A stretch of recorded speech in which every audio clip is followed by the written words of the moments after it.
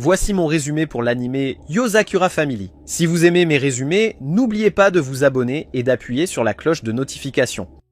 L'histoire commence avec un gars nommé Tai, qui vient de perdre toute sa famille dans un accident de camion vraiment chaotique. Ça l'a vraiment bouleversé et lui a fait réaliser à quel point la vie est fragile. Maintenant, il est tout effrayé, pensant qu'il pourrait perdre n'importe qui qu'il aime à tout moment. Son amie d'enfance, Misumi, ressent aussi la douleur, pleurant la perte de sa famille. Mais elle lui dit de ne pas s'inquiéter parce qu'elle ne va jamais le quitter. Quelque temps passe et nous voyons Tai dans sa salle de classe avec ses camarades qui viennent le voir, l'invitant à sortir, mais il continue de les repousser et ça les énerve parce que ce n'est pas la première fois qu'il les refuse.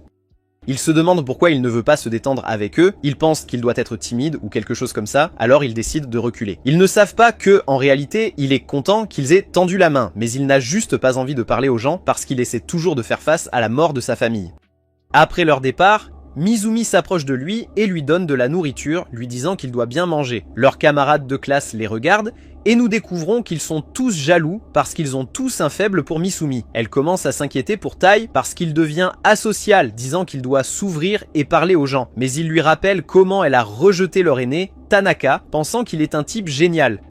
Donc, Tai se demande pourquoi elle l'a rejeté, mais elle lui dit de ne pas s'inquiéter pour elle et dit qu'il doit passer à autre chose et discuter avec leurs camarades de classe. Elle est sur le point de le nourrir, mais le directeur adjoint, Hirakawa, arrive et mange à sa place. Elle se fâche, lui rappelant sa promesse d'arrêter de grignoter, mais il explique qu'il n'a tout simplement pas pu se contrôler.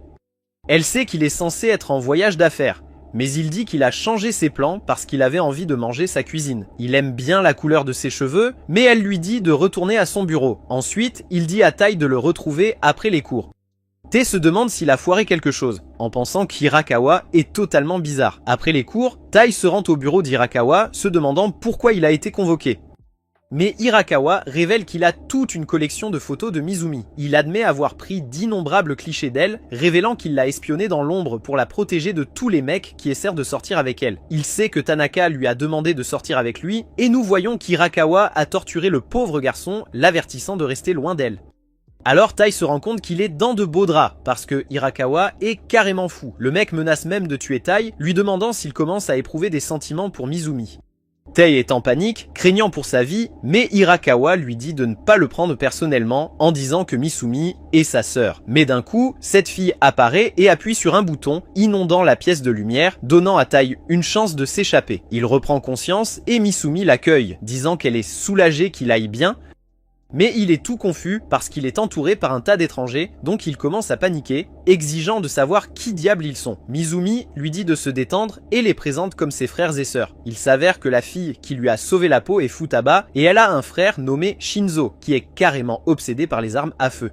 Ensuite, il y a Kengo, qui est passionné par les chats, et Shen, qui est un expert en technologie. Et enfin, il y a Nano, qui aime faire des expériences. Ils ont un chien de garde nommé Goliath. Misumi révèle que leur famille est en fait une équipe d'espions, et Tai n'en revient pas, se demandant s'il est victime d'une blague. Il attrape l'une des armes de Shinzo, pensant que c'est un jouet, mais quand il tire avec, il réalise que c'est du sérieux. Ils expliquent qu'être un espion est juste un boulot régulier pour eux, travaillant en tant qu'indépendants, mais ils ont du mal car l'espion du gouvernement propose ses services à un prix plus bas. Mais Shen lâche la bombe que leur famille a les meilleures critiques sur internet. Et Kengo ajoute que leur frère Ichiro améliore leur réputation parce que les dames ne peuvent pas se passer de lui. Tai fait le calcul et comprend que Kengo parle d'Hirakawa. Futaba explique qu'il est un gars imparfait, mais le meilleur espion de la famille. Tai se demande pourquoi il est visé. Alors elle révèle qu'ils ont reçu des infos disant que quelqu'un veut éliminer Misumi. Futaba révèle que Misumi a failli mourir à cause d'Ichiro et le stress causé par cela lui a fait blanchir les cheveux. Ichiro se blâme pour ce qui s'est passé, alors il s'est obsédé par elle, faisant tout pour la garder en sécurité. Il s'est débarrassé de quiconque s'approchait trop, mais il a fait une exception pour Tai car ils se connaissent depuis longtemps. Mais après avoir appris les informations, Ichiro a décidé qu'il était temps de l'éliminer. Juste à ce moment-là, l'alarme s'est déclenchée et Ichiro a fait irruption dans la maison. Mais les frères et sœurs de Misumi ont promis de tenir le coup et de protéger Tai. Shinzo dévoile qu'il installe des pièges partout dans la maison, mais ils savent tous qu'il y a encore un gros désavantage parce qu'Ichiro a des compétences incroyables. Tai a l'impression qu'il apporte des ennuis à la famille, mais Futaba lui dit de ne pas s'inquiéter en disant que ça a toujours été une affaire de famille. Elle lui donne un conseil en disant qu'il devrait épouser Misumi parce qu'il y a une règle dans leur famille qui les empêche de se tuer les uns les autres. Elle explique au sujet de cette bague de fleurs de cerisier que tout le monde dans sa famille porte, en disant que lorsque la moitié est donnée au conjoint, le mariage devient officiel. Donc, si Mizumi remet cette bague, Ichiro ne peut pas toucher Tae. Mais Mizumi ne veut pas l'épouser parce qu'il est encore coincé à pleurer la mort de sa famille et Futaba respecte leur décision. Tout le monde se prépare à affronter Ichiro, mais il réalise qu'il est déjà dans la pièce, déclarant qu'il a détruit les pièges de Shinso. Futaba lui dit de reculer, mais il n'en a rien à faire. Alors, elle le claque directement par terre sans prévenir, et puis c'est une bagarre totale. Mais le gars peut se défendre et utilise son arme pour les repousser. Il exige qu'ils remettent Togoi, menaçant de détruire tout l'endroit s'il ne se conforme pas. Mais Futaba fonce, essayant de réduire la distance, mais elle finit par être maîtrisée. Shion dit aux autres de filer pendant qu'elle se prépare à se battre, mais Ichiro lui dit qu'elle n'est pas de taille à l'affronter, mais elle s'en fiche et appelle ses drones, ordonnant de l'allumer. Nous passons à Tae, tout stressé à propos des autres. Mais Misumi lui rappelle qu'ils ne peuvent pas se tuer à cause de la règle familiale, donc tout ira bien. Elle lui montre une cachette, lui disant de rester là, mais elle remarque qu'il est inquiet, alors elle le rassure en lui disant qu'elle ne va nulle part. Ichiro parvient à éliminer les drones et aperçoit Mizumi avec Tae, lui disant de lui faire un câlin. Mais elle change de comportement et l'attaque directement, alors il commence à utiliser ses fils pour la retenir. Il admet qu'il est impressionné et enlève son masque, sachant que Kingu prétendait être Mizumi. Il sait que Mizumi est en fait déguisée en Tae, et nous voyons Tae les observer, sachant qu'elle est en grand danger. Elle enlève son masque et lui dit de reculer et de laisser Tae tranquille parce qu'il ne cherche pas à lui faire du mal. Il accepte, mais lui dit qu'elle ne peut pas quitter la maison, disant que c'est dangereux dehors. Il explique son plan pour éliminer toutes les menaces autour d'elle afin que personne ne puisse l'embêter. Il est même prêt à prendre un coup pour elle, montrant qu'il est prêt à risquer sa vie pour la protéger. Elle est sur le point d'accepter son accord, mais ensuite, Tae surgit de nulle part, disant à Ichiro de la laisser partir. Mais Ichiro ne veut rien entendre, disant à Tae de rester loin de leur famille. Tae réalise qu'Ichiro est comme lui parce qu'ils ont tous les deux terriblement peur de perdre ce qui leur est cher. Mais Tae n'est pas d'accord avec les méthodes d'Ichiro, sachant que Misumi souffre à cause de lui. Alors Tae propose directement, lui disant de l'épouser, affirmant qu'il ira bien parce qu'elle a promis de ne jamais le quitter. Alors elle lui lance une bague, mais juste au moment où il va l'attraper, Ichiro intervient, disant qu'il ne laissera jamais Tae l'épouser, mais Tae n'abandonne pas et il parvient à saisir la bague, pensant à toutes les fois où Mizumi veillait sur lui. Il ne veut pas la voir souffrir à cause d'Ichiro. Ensuite, les frères et sœurs arrivent et aperçoivent Tae avec la bague, promettant de protéger Mizumi. Ils commencent à célébrer, pensant qu'il est génial, et Futaba dit à Ichiro d'entraîner Tae pour qu'il puisse soutenir Misumi. Le lendemain, nous voyons Tae se réveiller, mais il aperçoit Ichiro debout au-dessus de lui avec un couteau, il l'esquive de justesse, et Ichiro loue ses réflexes. Mais Tae pense qu'Ichiro essaie toujours de le tuer. Ichiro explique que cela fait partie de leur entraînement, disant que les espions doivent rester vigilants même quand ils dorment. Maintenant, c'est l'heure de l'exercice, et sans prévenir, il attrape Tae avec ses fils. Pendant ce temps, Mizumi prépare les déjeuners, mais elle entend soudain Tae crier, alors elle se précipite pour voir ce qui se passe. Et elle découvre qu'Akiro l'aide à s'étirer. Mizumi commence à se mettre en colère, alors Ichiro décide de le signaler. Il vérifie l'heure et réalise qu'ils doivent partir. Alors il attrape directement Misumi et il saute par la fenêtre alors que toute la maison explose. Tae se demande ce qui se passe et Ichiro explique que quelqu'un a planté une bombe dans la maison. Maintenant ils sont dans une voiture et Ichiro reçoit un rapport de Shinzo disant que la bombe était dans la cuisine, ce qui signifie qu'ils essayaient de viser Misumi. Tae se demande pourquoi quelqu'un voudrait la tuer. Alors Ichiro révèle que Misumi est la 10e tête de la famille Yakuza. Ichiro explique ensuite que la famille Yakuza remonte à l'époque des ninjas dans la période Edo et que tous leurs descendants ont des capacités surhumaines. Mais il y a toujours une personne normale qui naît en tant que chef même si elle n'a pas de pouvoir elle-même. Ils portent le gène surhumain et leurs enfants pourront avoir des pouvoirs. C'est donc le devoir de la famille de protéger Mizumi et de maintenir leur lignée. Ichiro note qu'il ne se soucie pas de la lignée, mais tout le monde veut juste protéger Misumi comme ses frères et sœurs. Ichiro mentionne qu'éventuellement Mizumi entrera dans le monde souterrain en tant que chef de la famille Yakuza, donc pour l'instant elle doit apprendre sur le monde ordinaire. Mais cela fait aussi d'eux une cible pour leurs ennemis. Soudain, des coups de feu retentissent de derrière et Tae panique. Mais Ichiro lui dit que la voiture est par balle. Les gars commencent à sortir des armes plus grosses, mais la bagnole esquive le danger.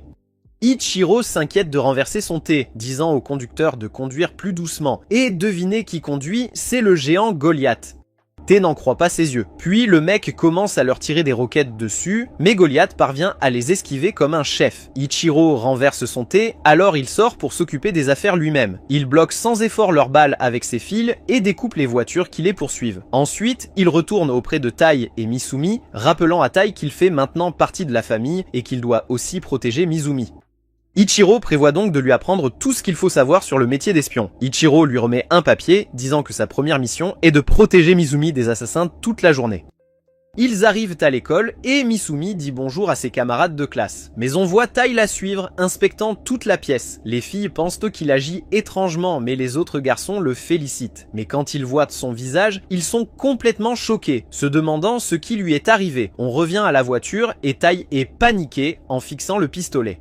Mais Ichiro dit « Ne t'inquiète pas, on peut régler ça facilement si tu neutralises quelqu'un ». Mizumi dit à son frère d'arrêter de plaisanter, et Tai est soulagée d'entendre ça. Mais elle mentionne que les vraies menaces sont les bombes et le poison, donc un pistolet ne sera pas d'une grande aide. Ichiro lui dit de faire attention à un poseur de bombes du nom de Tamiya, en disant que ces bombes sont de premier ordre. Ichiro a même déjà utilisé ses services. Alors Tai se demande pourquoi diable Tamiya se retournerait contre eux, mais Akiro explique qu'il est courant pour les gens dans ce secteur de changer de camp facilement. Ichiro révèle que Tamiya a un point faible, il est accro aux médias sociaux. Le gars publie même des trucs sur son travail. Ichiro leur dit qu'il y a des otages qu'il doit sauver, donc il ne les accompagnera pas. Mais il avertit Tai de ne pas baisser sa garde en disant que Tamiya a publié qu'il y aura 2 autres bombes. Tai doit protéger Mizumi, quoi qu'il arrive, jusqu'à ce qu'Ichiro revienne. Tai scrute la pièce, essayant de déterminer où pourraient être les bombes, et il décide de rester près de Misumi. Mais ensuite, Tamiya publie un post disant que la 2e bombe est en place, et Tai commence à paniquer. La prochaine chose que tu sais, il se fait frapper par un ballon.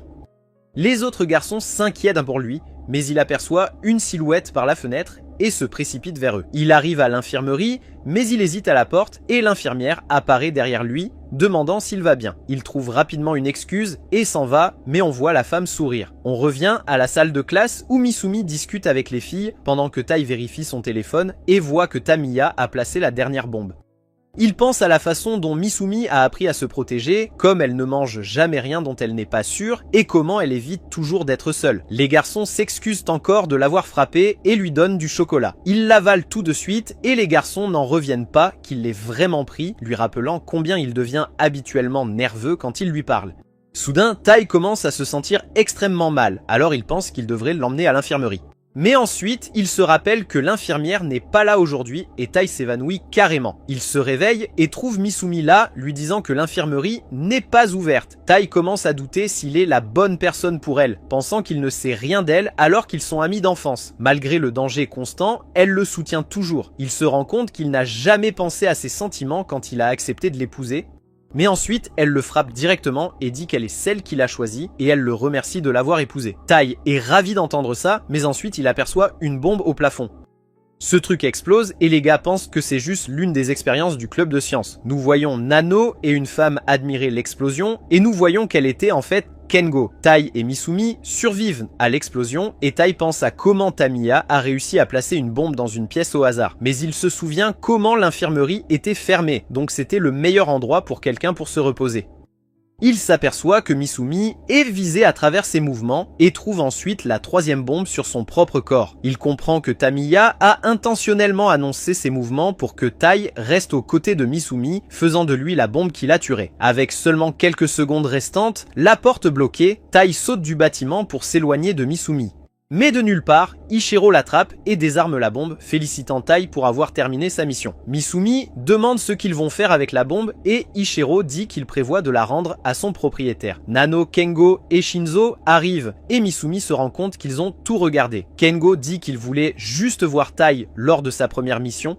Shinzo remet Tamiya en suppliant pour la clémence. Mais Ichiro le lance carrément par la fenêtre alors que sa bombe explose. Et tout le monde admire l'explosion. Nous voyons Ichiro agacé quand Tai arrive chez eux, mais Misumi lui rappelle que la maison de Tai a été détruite par la bombe et maintenant qu'ils sont mariés, il ne peut pas refuser. Donc Ichiro dit à Tai de faire attention. Le lendemain matin, Tai se réveille d'un cauchemar où il n'a pas pu sauver Misumi d'un type baraqué torse nu qui la tenait fermement. C'était vraiment intense, mais ensuite, il réalise que tout cela était dans sa tête et il se souvient de toutes les choses folles qui se sont réellement passées hier. Et maintenant, il vit dans la maison des Yakuza, ce qui va lui demander un certain temps d'adaptation, mais bon, il marche accidentellement sur la queue de Goliath et se retrouve condamné à mort par 1000 griffures. Et tout le monde dans la maison sait déjà ce qui s'est passé rien qu'au son des cris de Tai. Plus tard, Misumi soigne Tai et s'excuse pour ce qui s'est passé. Elle avait Goliath qui veillait sur lui pour qu'Ichiro ne l'agresse pas dans son sommeil. Et Tai sait qu'Ichiro serait tout à fait capable de faire un truc pareil si on lui en donnait l'occasion, donc il apprécie la vigilance. Misumi attrape ensuite Goliath et commence à l'engueuler pour avoir blessé Tai, même si son travail était de le protéger. Mais cela rend Tai nerveux parce qu'il sait que Goliath réagit mal quand les gens le touchent. Bien qu'il semble que Goliath aime bien Misumi parce qu'elle est la patronne et qu'il ne l'attaquerait jamais, il n'en va pas de même pour Tai. Plus tard dans la journée, Tai rejoint Futaba et la supplie de l'aider à devenir plus fort, mais elle lui dit qu'il prévoyait déjà de l'entraîner petit à petit parce qu'il est vraiment moyen. Mais ça ne suffit pas pour Tai. Le dernier incident lui a fait réaliser qu'il n'était pas du tout préparé à protéger Misumi du danger et qu'il a failli se suicider aussi. Depuis que Misumi l'a choisi comme son homme, il veut être fort pour elle, ce qui est un peu sentimental. Mais ensuite, Futaba attrape sa chemise et commence à le secouer dans la pièce pour faire passer son message. Elle dit qu'elle ne le montre peut-être pas, mais elle a un grand talent en arts martiaux. Et même avec tout ce talent, il lui a fallu 3 ans de formation avant de pouvoir partir en mission pour la première fois. Donc pour Tai qui n'a aucun talent à mentionner, cela va prendre encore plus de temps à s'entraîner. Juste avoir des émotions fortes ne suffira pas, mais cela dit, elle ne va pas laisser toute sa motivation se perdre. Alors, elle lui offre la chance d'essayer le programme d'entraînement intensif de la famille Yakuza. Mais elle a une condition avant qu'il ne commence. Tai doit vivre dans ce manoir pendant 1 mois entier. Il est surpris que ce soit tout ce qu'elle demande, mais elle dit que c'est parce qu'ils ont détruit sa maison. Donc elle veut qu'il vive ici dans le cadre de son entraînement. Et puis dans 1 mois, le véritable entraînement commence. Tai est sur le point d'y réfléchir, mais dès qu'il se lève, une trappe s'ouvre sous ses pieds et il manque de peu de tomber à sa perte. Futaba s'excuse pour cette bêtise car elle a oublié de mentionner que toute cette fichue maison est remplie de pièges pour l'entraînement des espions. Donc si Tai ne peut pas gérer les trucs pour débutants que la maison lui lance, alors aucun entraînement n'aura lieu. Tai est venu ici pour demander un entraînement, mais maintenant il craint de finir mort après seulement une fichue journée. Le lendemain matin, un réveil se déclenche pour le réveiller. Et ce n'est pas une simple suggestion, car l'horloge explose après quelques secondes alors que Tai essaie de l'ignorer. Il se précipite dans le couloir pour échapper à ça, mais il déclenche un autre piège qui lance un lance-flamme. Au moment où il s'assoit pour le petit déjeuner, il est pratiquement grillé. Misumi s'excuse pour sa famille complètement dingue, mais Futaba lui dit que le réveil explosif est nécessaire pour qu'il prenne l'habitude de se lever immédiatement. Tai prend une bouchée de son petit déjeuner et demande comment diable Misumi a réussi à vivre dans cette maison pendant si longtemps alors qu'elle est tout aussi ordinaire que lui. Mais elle explique qu'elle n'a pas à s'occuper des pièges parce qu'ils ne s'activent pas pour elle. Elle lui explique ensuite que les pièges peuvent être désactivés une fois qu'il a été accepté par la maison. Ils sont tous contrôlés par un système informatique. Donc, s'il parvient à franchir tous les pièges de la maison, il devient officiellement membre de la famille Yakuza et peut les activer ou les désactiver quand il veut. Les autres désactivent les pièges quand ils sont blessés ou s'ils n'ont tout simplement pas envie de s'en occuper.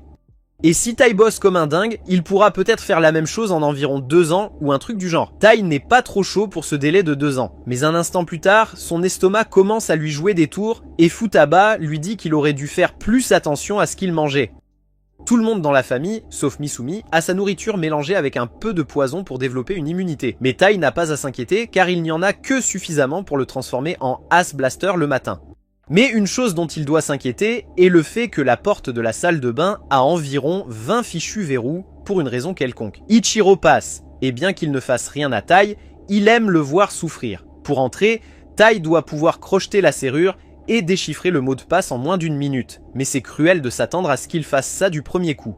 Alors Shinzo intervient pour l'aider avant que son postérieur ne se répande partout sur le sol. Le lendemain, les réveils de tout le monde commencent à sonner à nouveau et chacun trouve sa propre manière de les arrêter avant qu'ils n'explosent, sauf Tai parce qu'il n'a toujours pas compris comment faire.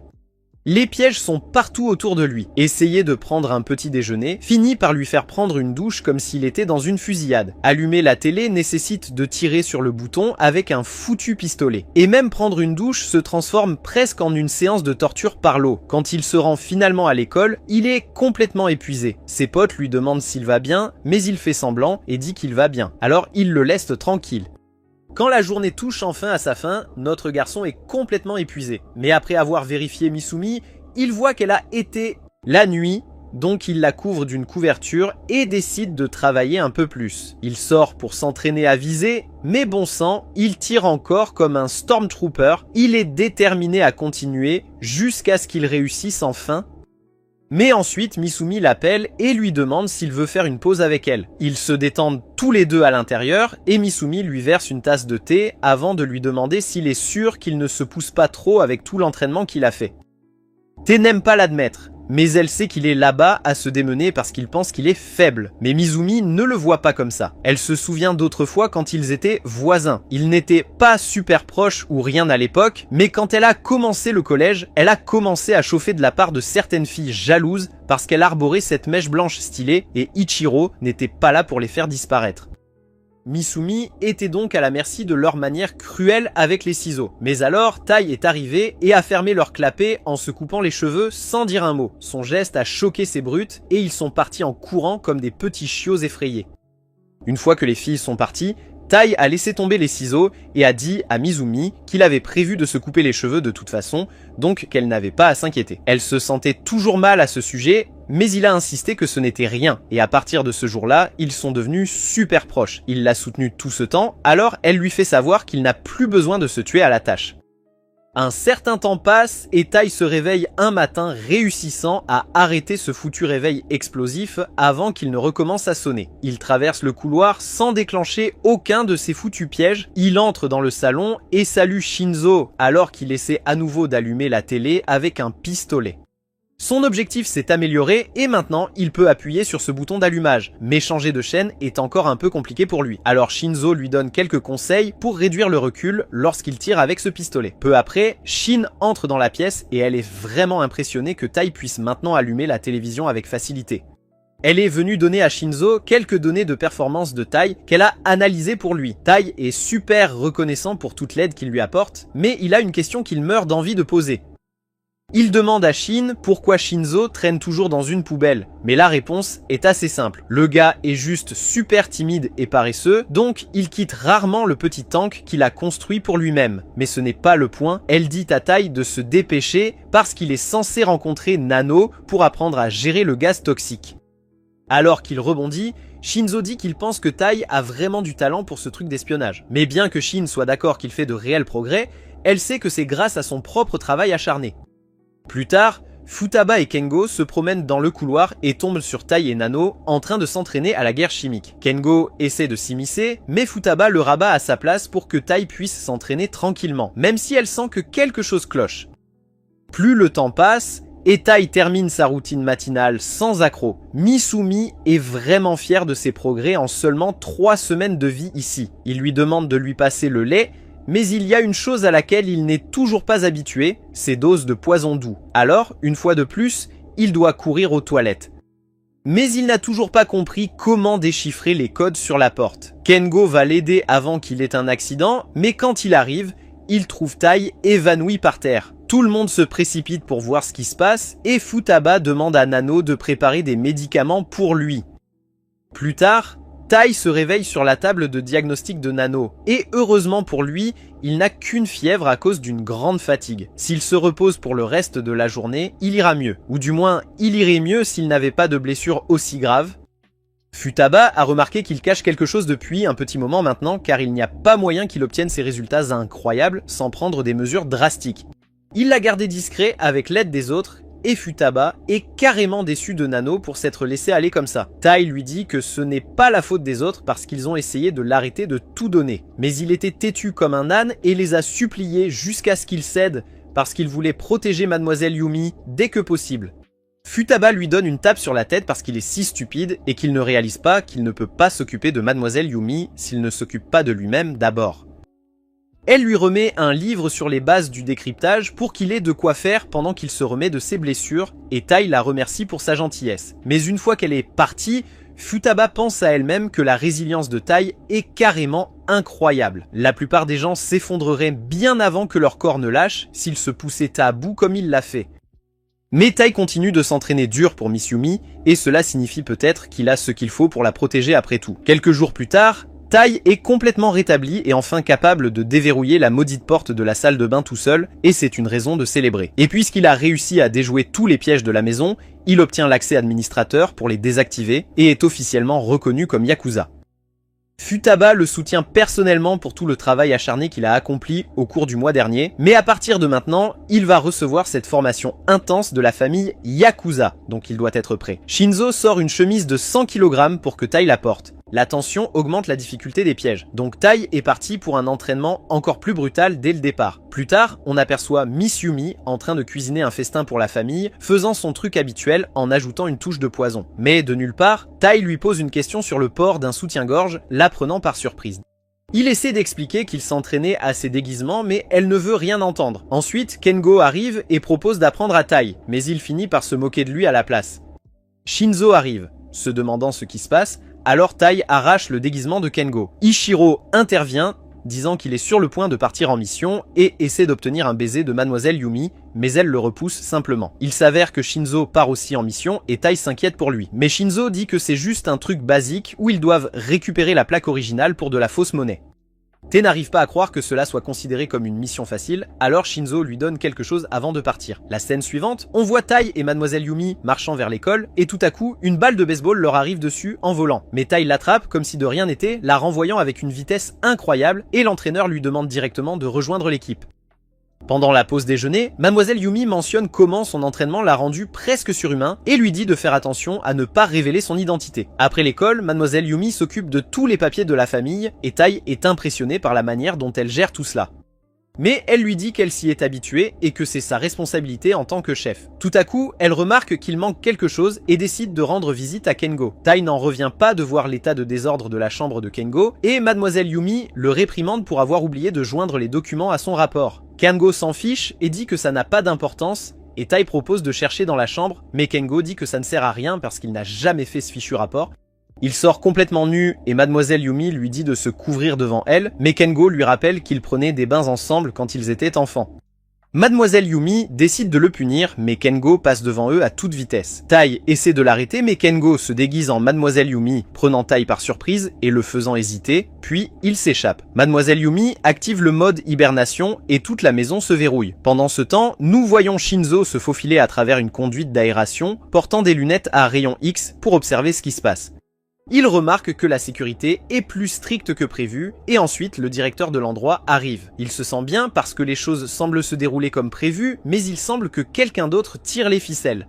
Shinzo neutralise deux gardes et parvient à s'emparer de la plaque originale, mais soudain, l'alarme se déclenche. Nous surprenons Mademoiselle Yumi et Tai à la recherche de Kengo, vérifiant s'il se cache avec un des autres frères et sœurs, mais personne ne l'a vu. Ils jettent même un coup d'œil dans la chambre d'Ichiro, mais elle est juste remplie de photos de Mademoiselle Yumi, alors ils décident de continuer à chercher. Ils sont rejoints par les trois autres frères et sœurs qui sont curieux de savoir ce qui se passe.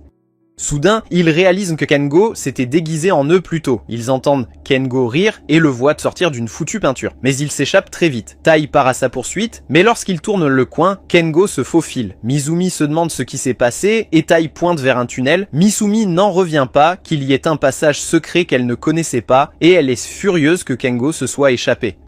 Elle lève le confinement et il retourne dans la chambre de Kengo pour terminer la paperasse. Mais ensuite, Mizumi met soudainement des menottes à Tai et l'appelle Kengo. Tai est complètement confus et demande ce qui se passe. C'est alors que Mizumi révèle qu'elle savait que le plan de Tai était de la tromper pour désactiver le confinement. Elle souligne également que le vrai Tai la laisse toujours passer les portes en premier. Alors Kengo admet sa défaite et accepte de faire sa fichue paperasse. La scène suivante, nous voyons Tai en train de dévorer un curry lorsqu'un appel arrive. C'est Shinzo et il panique parce qu'il y a plus d'ennemis que prévu et qu'il est à court d'armes.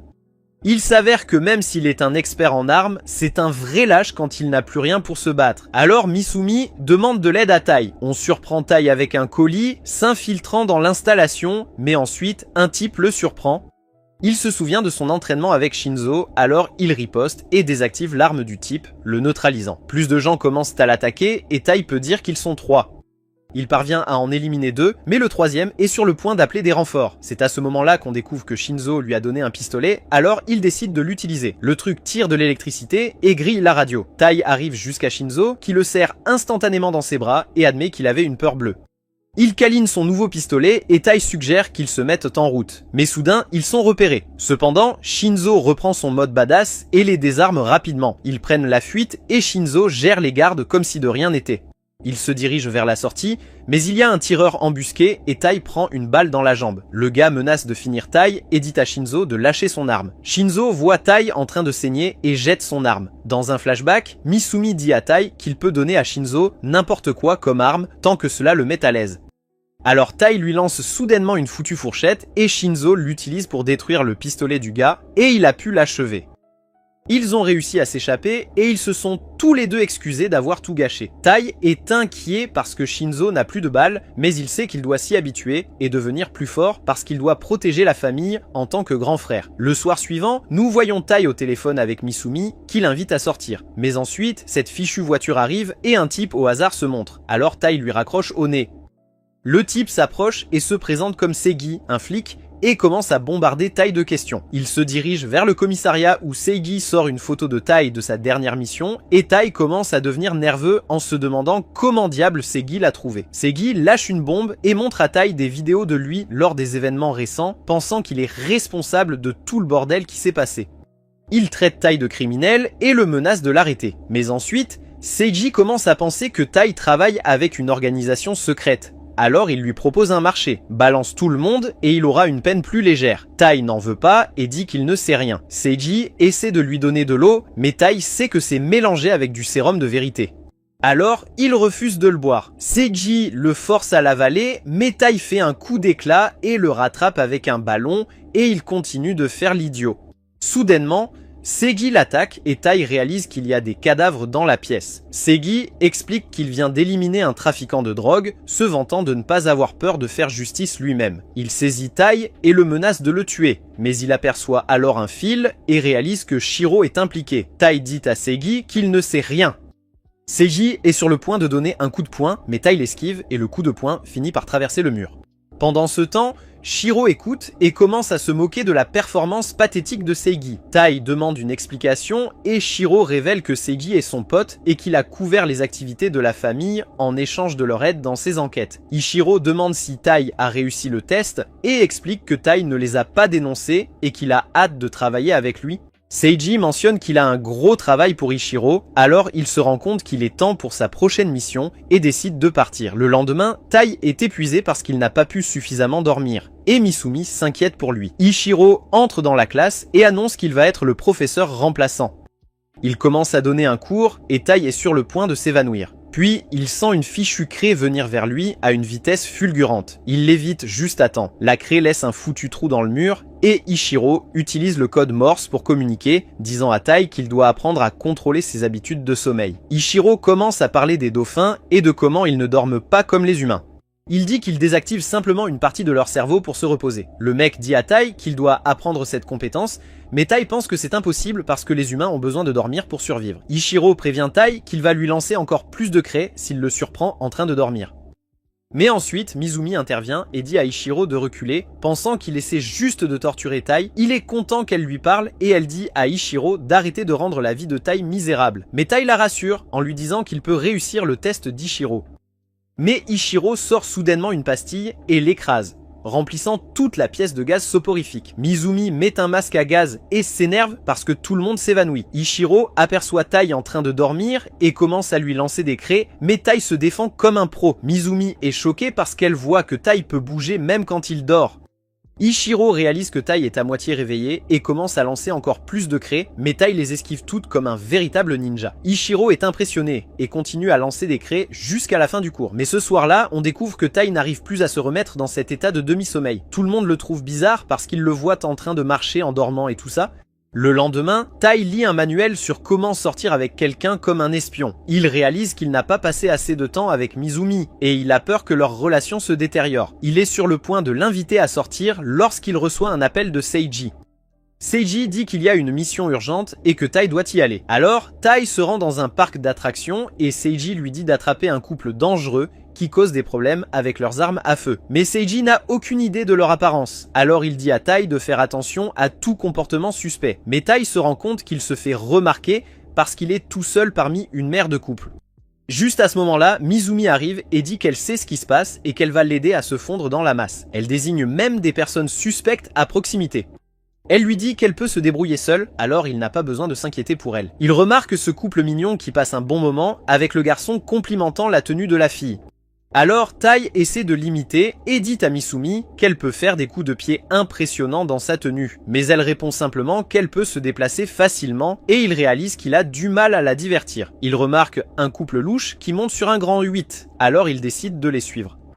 Tout le monde s'amuse à fond sur le manège, mais Tai finit par s'endormir car cela ne vaut rien comparé à son entraînement intensif. Après le tour, Misumi et Tai surveillent le couple et réalisent qu'ils ne sont pas aussi dangereux qu'ils le laissent paraître. Puis ils voient un autre couple et pensent qu'ils ont l'air de fauteurs de troubles. Alors, Tai décide de les suivre pendant qu'ils vont faire un autre tour, mais tout d'un coup, ils commencent à s'embrasser et tout ça. Tai se rend compte qu'ils sont juste un couple normal en train de s'amuser. Misumi repère un autre couple suspect et Tai décide de les observer pendant qu'ils prennent un café. Il entend le gars parler d'un objet spécial et fouiller dans sa poche. Tai commence à penser qu'il a une arme, mais il sort une foutue bague et demande à la femme de l'épouser. Tai est tout frustré parce qu'il ne trouve aucun indice. On le voit avec une rose à la main, pensant à rendre Misumi heureuse, mais ensuite il entend le gentil couple commencer à se disputer et il ne peut pas croire que ces conneries se passent parce qu'ils étaient tous proches pendant les trajets. Soudain, ils sortent leurs armes et Tai réalise qu'ils sont ses cibles. Tout le monde commence à paniquer alors qu'ils se tirent dessus, donc Tai se met à l'abri. Il voit sa rose se faire exploser et il se met en colère. Il sort ses balles électriques et les abat. Les flics arrivent et les arrêtent et Seiji remercie Tai pour son aide, disant qu'il a fait du bon boulot. Mais zut, Ichiro découvre cela et a l'air très contrarié parce que Tai est allé à un rendez-vous avec Misumi. Nous voyons Tae et Mizumi se détendre sur la grande roue et Mizumi mentionne comment ils ont pu profiter de toutes les attractions. Tae se demande pourquoi elle n'a pas voulu monter sur la grande roue avant d'avoir fait les autres manèges. Elle explique qu'elle voulait admirer le coucher de soleil avec lui. Il lui tend la rose, disant qu'elle a été abîmée lors de la fusillade, mais qu'il tient à la remercier pour tout ce qu'elle a fait. Elle l'accepte et ils passent le reste de la journée ensemble à se détendre. De retour à la maison, on voit Shen complètement épuisée alors qu'elle termine enfin sa mission. Elle est sur le point de s'effondrer, mais sortie de nulle part, une fille mystérieuse pirate son système. Shen n'est pas d'accord pourtant et elle riposte contre le hacker. On la voit dans le jeu, poursuivant un hérisson incroyable, mais la fille déconnecte son ordinateur, lui permettant de s'échapper. Quand elle rallume son système, elle se rend compte que la fille a volé des photos de Tei. Le lendemain matin, Tai et Misumi croisent Shen. Ils se demandent pourquoi elle a l'air si fatiguée, et elle mentionne le hacker et comment c'est louche parce qu'ils ont seulement pris des photos de Tai, et cela donne à Tai un mauvais pressentiment. Tai et Misumi se dirigent vers l'école en pensant à ce que le hacker pourrait rechercher. Mais de nulle part, ils sont arrêtés par des aiguilles et nous voyons la mystérieuse fille. Tei essaie de partir mais ils ne peuvent pas la semer, alors ils se préparent à se battre. La fille l'attaque directement mais il parvient à la repousser. Elle lui avoue son amour mais révèle aussi qu'elle essaie de le tuer. Mizumi la reconnaît comme Ayaka, l'espionne chasseuse d'hommes. Ayaka n'aime pas ce surnom. Mais Misumi explique qu'elle utilise ses compétences d'espionne pour retrouver les garçons dont elle est tombée amoureuse et les poignarde avec ses aiguilles. Ayaka révèle qu'elle est tombée amoureuse de Tae après avoir regardé une vidéo de lui sur le dark web, mais cela a fini par mettre une prime sur sa tête. Soudain, elle lance ses aiguilles et nous voyons d'autres personnes venir après Tae à cause de cette prime. Mais Ayaka commence à perdre son calme, voulant Tei pour elle seule. Tae lâche la bombe qu'il est marié à Misumi, donc il ne peut pas se laisser faire. Ayaka s'effondre en entendant cela, souhaitant qu'elle puisse tuer Misumi sur le champ. Mais elle révèle qu'Ichiro lui a donné la permission de cibler Tae à condition qu'elle garde ses mains loin de Mizumi. Tae et Misumi ne peuvent pas croire qu'Ichiro approuverait cela, et Ayaka commence à lancer des aiguilles tout autour d'eux, mais elle leur fait savoir qu'ils se reverront bientôt avant de s'en aller. Ils arrivent à l'école et Ayaka est présentée comme la nouvelle élève transférée. Elle finit par s'asseoir à côté de Tai et alors qu'elle se dirige vers son siège, elle trébuche et lui lance une aiguille, mais il parvient à l'attraper. Nous voyons Tai continuer sa journée, essayant d'esquiver les tentatives d'assassinat d'Ayaka. Il déjeune avec Misumi et continue d'esquiver les attaques d'Ayaka. Ayaka commence à désespérer, alors elle utilise ses aiguilles sur tous les autres élèves de la classe, disant qu'elle les a tous injectés avec un poison qui contrôle l'esprit. Elle leur ordonne de retenir Tae et ils le maintiennent tous. Elle se prépare à l'achever, mais Misumi intervient, lui disant qu'elle a dépassé les limites. Mais juste à ce moment-là, le chasseur de primes d'avant apparaît et commence à tirer sur Ayaka pour se venger. Misumi la pousse hors du chemin et Tae sort son arme et tire sur le type. Il vérifie Misumi et Ayaka se demande pourquoi elle l'a sauvé. Misumi explique qu'elle est heureuse car maintenant quelqu'un d'autre voit à quel point Tae est incroyable. Ayaka la voit comme un ange et tombe amoureuse d'elle. Alors qu'ils rentrent chez eux, Ayaka s'accroche à Misumi et maintenant elle veut tuer Tae pour avoir Misumi pour elle toute seule. Tae ne ressent pas cela, mais ensuite il reçoit un appel de Shen. Il la retrouve dans sa chambre et... c'est Shen, toujours à la recherche de copains pour jouer à des jeux. Tae est complètement perdu, mais Shen lance le jeu, disant qu'ils doivent vaincre les ennemis qui apparaissent. Ils commencent à jouer, et Shen dit qu'il est temps pour le boss. Tae est choqué que ça arrive si vite, mais ils affrontent un monstre de train. Tae martèle les boutons comme un fou, et ils réussissent à vaincre le boss. Juste à ce moment-là, aux infos, ils annoncent qu'un train fou s'est soudainement arrêté. Shen révèle qu'elle pirate les systèmes de sa cible, et les transforme en jeux.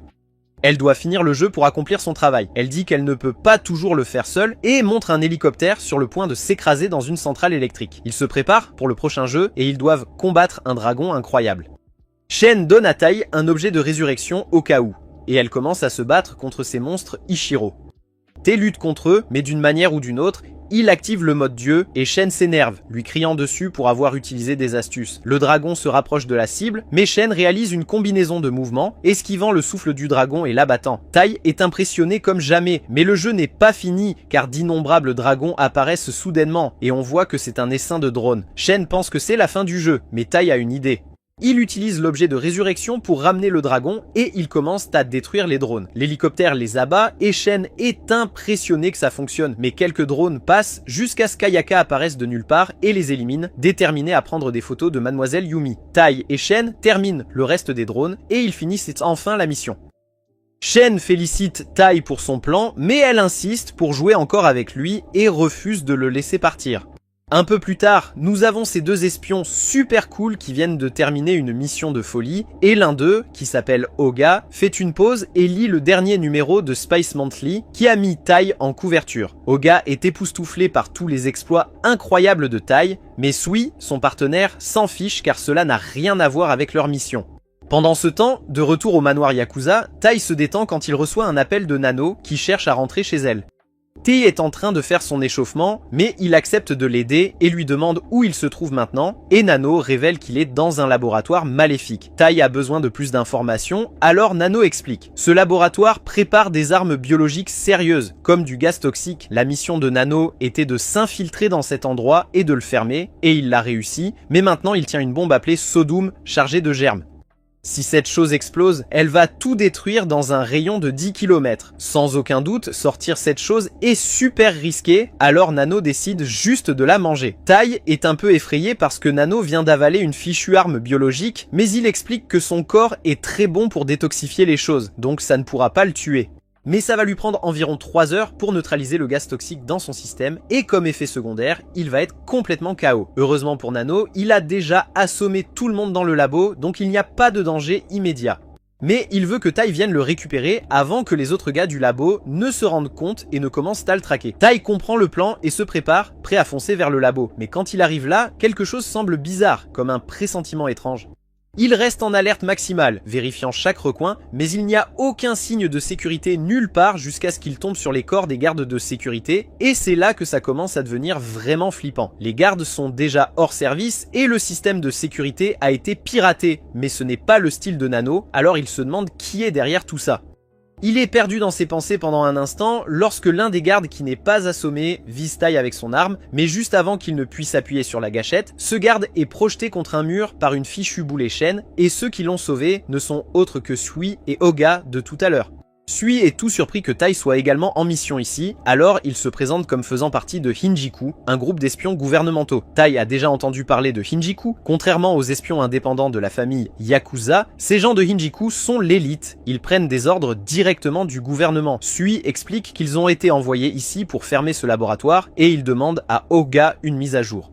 Alors Oga commence à écouter, entendant les pas de 5 personnes dans le bâtiment, et ce n'est pas tout, il peut littéralement sentir leurs armes, donc il sait qu'ils sont armés. Cette information indique à Sui que le laboratoire principal qu'il cherche doit être souterrain après tout, alors il dit au revoir à Tai parce qu'ils ont leur propre mission à gérer. Mais Oga ne laisse pas passer la chance de faire équipe avec Tai.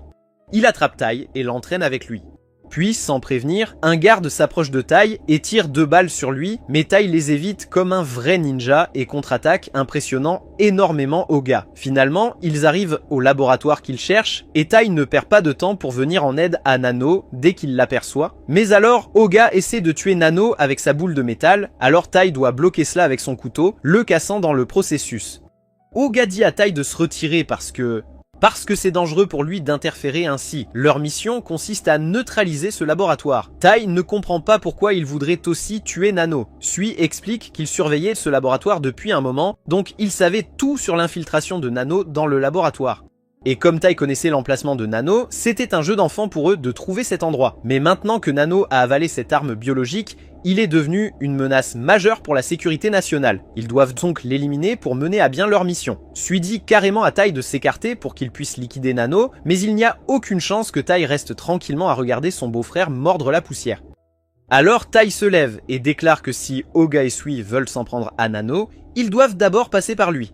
Il est prêt à les exploser. Et Oga essaie de l'avertir de réfléchir à 2 fois, mais c'est trop tard. Sui a déjà activé son putain de truc de compétence éclair et dépasse Tai avec son épée, tranchant le pistolet et le corps de Tai au passage. Il aurait pu facilement éliminer Nano à ce stade, mais il essaie de prouver un point sur la manière dont les émotions de Tai sont une véritable faiblesse. Il avait confiance en ses espions qu'il n'avait jamais rencontrés auparavant et était si décontracté qu'il a hésité à leur tirer dessus en premier. Oga se plaint de la façon dont Sui agit toujours ainsi, il était donc sur le point d'essayer de l'arrêter. Mais ensuite, il se souvient que Sui est bien trop puissant pour qu'il puisse le gérer, alors il recule. Sui s'approche de Nano, promettant de rendre sa mort aussi indolore que possible. Mais Tai le supplie toujours de ne pas le faire. Sui traite Tai de pathétique, pensant qu'il peut résoudre les problèmes en demandant gentiment. Mais juste avant qu'il ne termine le travail, Nano le réveille et dit à Sui de s'arrêter. Il explique que son corps a fini de désintoxiquer le gaz et il a un test cutané comme preuve. Il s'en fiche si Sui veut toujours le tuer de toute façon, mais il veut au moins soigner les blessures de Tai avant qu'il ne se vide de son sang. Sui s'arrête et range son épée parce qu'il n'a pas de raison de tuer Nano s'il a vraiment éliminé le poison. Il dit qu'il prendra le test de Patch comme preuve que sa mission a été un succès, et avant de partir, il donne à Nano une crème pour soigner les blessures afin qu'il puisse traiter Tai. Mais si Tai est vraiment aussi faible, Sui pense que ce serait peut-être mieux pour la famille Yakuza s'il mourait en fait. Sui et Oga partent, et Nano essaie frénétiquement de soigner Tai pour qu'il ne morde pas la poussière. Une fois que Tai est de nouveau sur pied, il se retrouve captif d'Ichiro avec une flamme juste devant son visage et il ne sait pas ce qui se passe.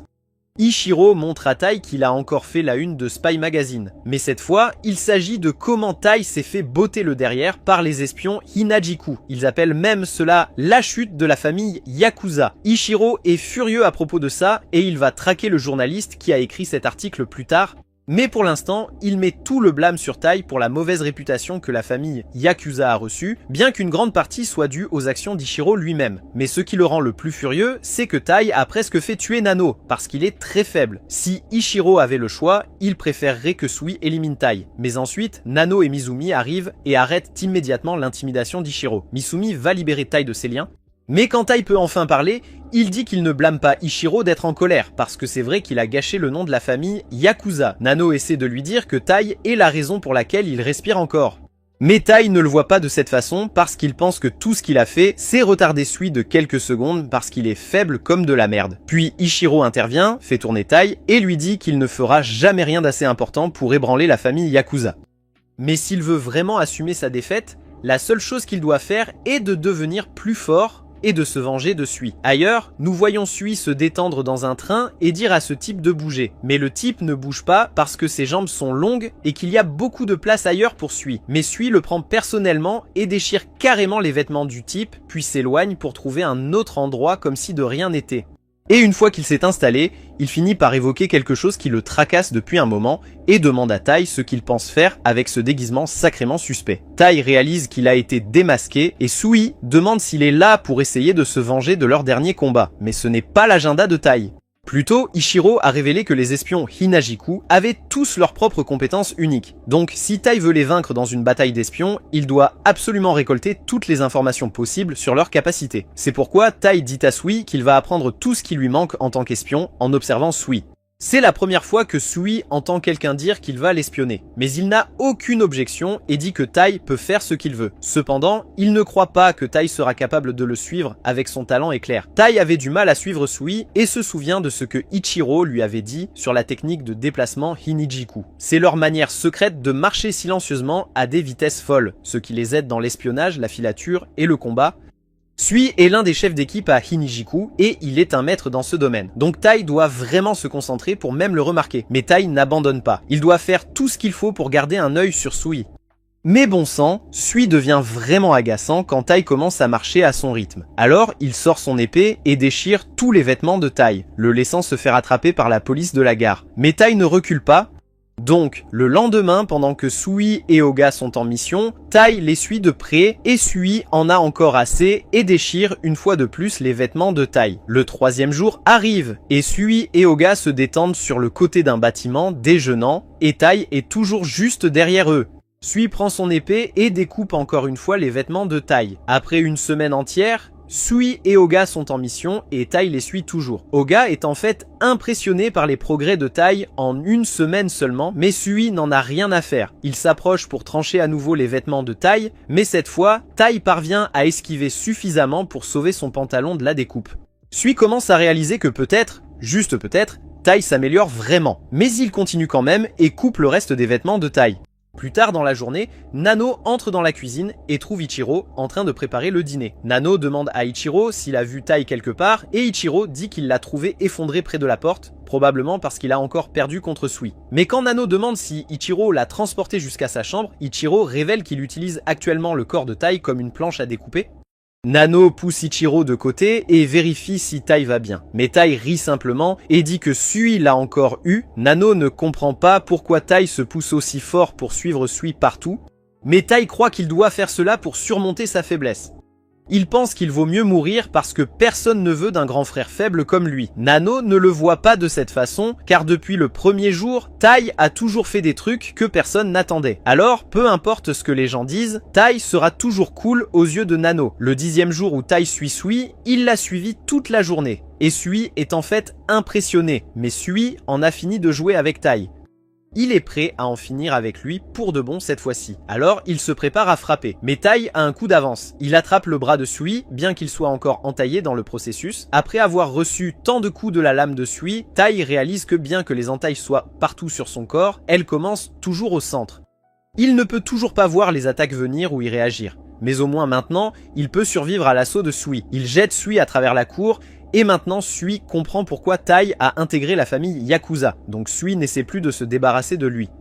Il appelle Oga pour aider à soigner les blessures de Tai. Oga sort de sa cachette et commence à soigner Tai. Il n'arrive pas à croire que Tai a vraiment réussi à esquiver l'épée de Sui, mais Sui sait que Tai ne l'a pas vraiment esquivé. Il a juste mémorisé les mouvements de Sui, alors il savait quand l'attaque arrivait. Mais même ça, c'est super impressionnant. Au final, cet article sur Tai se faisant botter le derrière finit par être oublié. Mais Tai a encore beaucoup de problèmes à gérer parce que maintenant, il y a des articles sur lui étant tout nu partout en ville. Et les gens pensent qu'il est un pervers bizarre maintenant.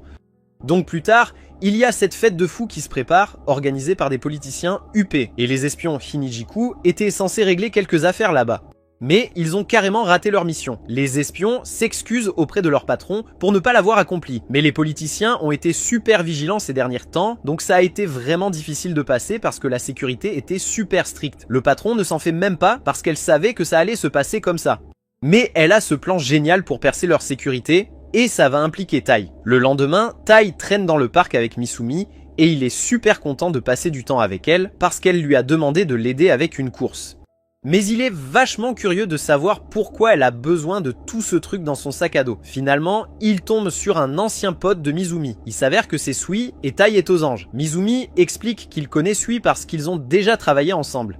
Mais même avec ça, elle est toujours un peu énervée contre lui pour avoir failli prendre Tai et Nana. Sui ne s'attend pas à ce qu'elle lui pardonne et il n'est pas désolé non plus parce qu'il faisait juste sa mission. Il a ensuite demandé qu'il se dépêche car son chef attendait leur arrivée. Un peu plus tard, ils arrivent devant ce grand immeuble de bureaux. Mais ce n'est même pas la base principale, car la vraie base de Injiku est le café juste à côté. Ils s'installent tous et Sui se dirige vers la caisse pour passer sa commande ridiculement longue. Quand il a terminé, il tape un code et une trappe s'ouvre sous eux. Tai est de nouveau stupéfait, mais Sui a dit que c'était tout naturel pour une organisation secrète d'espionnage gouvernemental d'être située sous terre.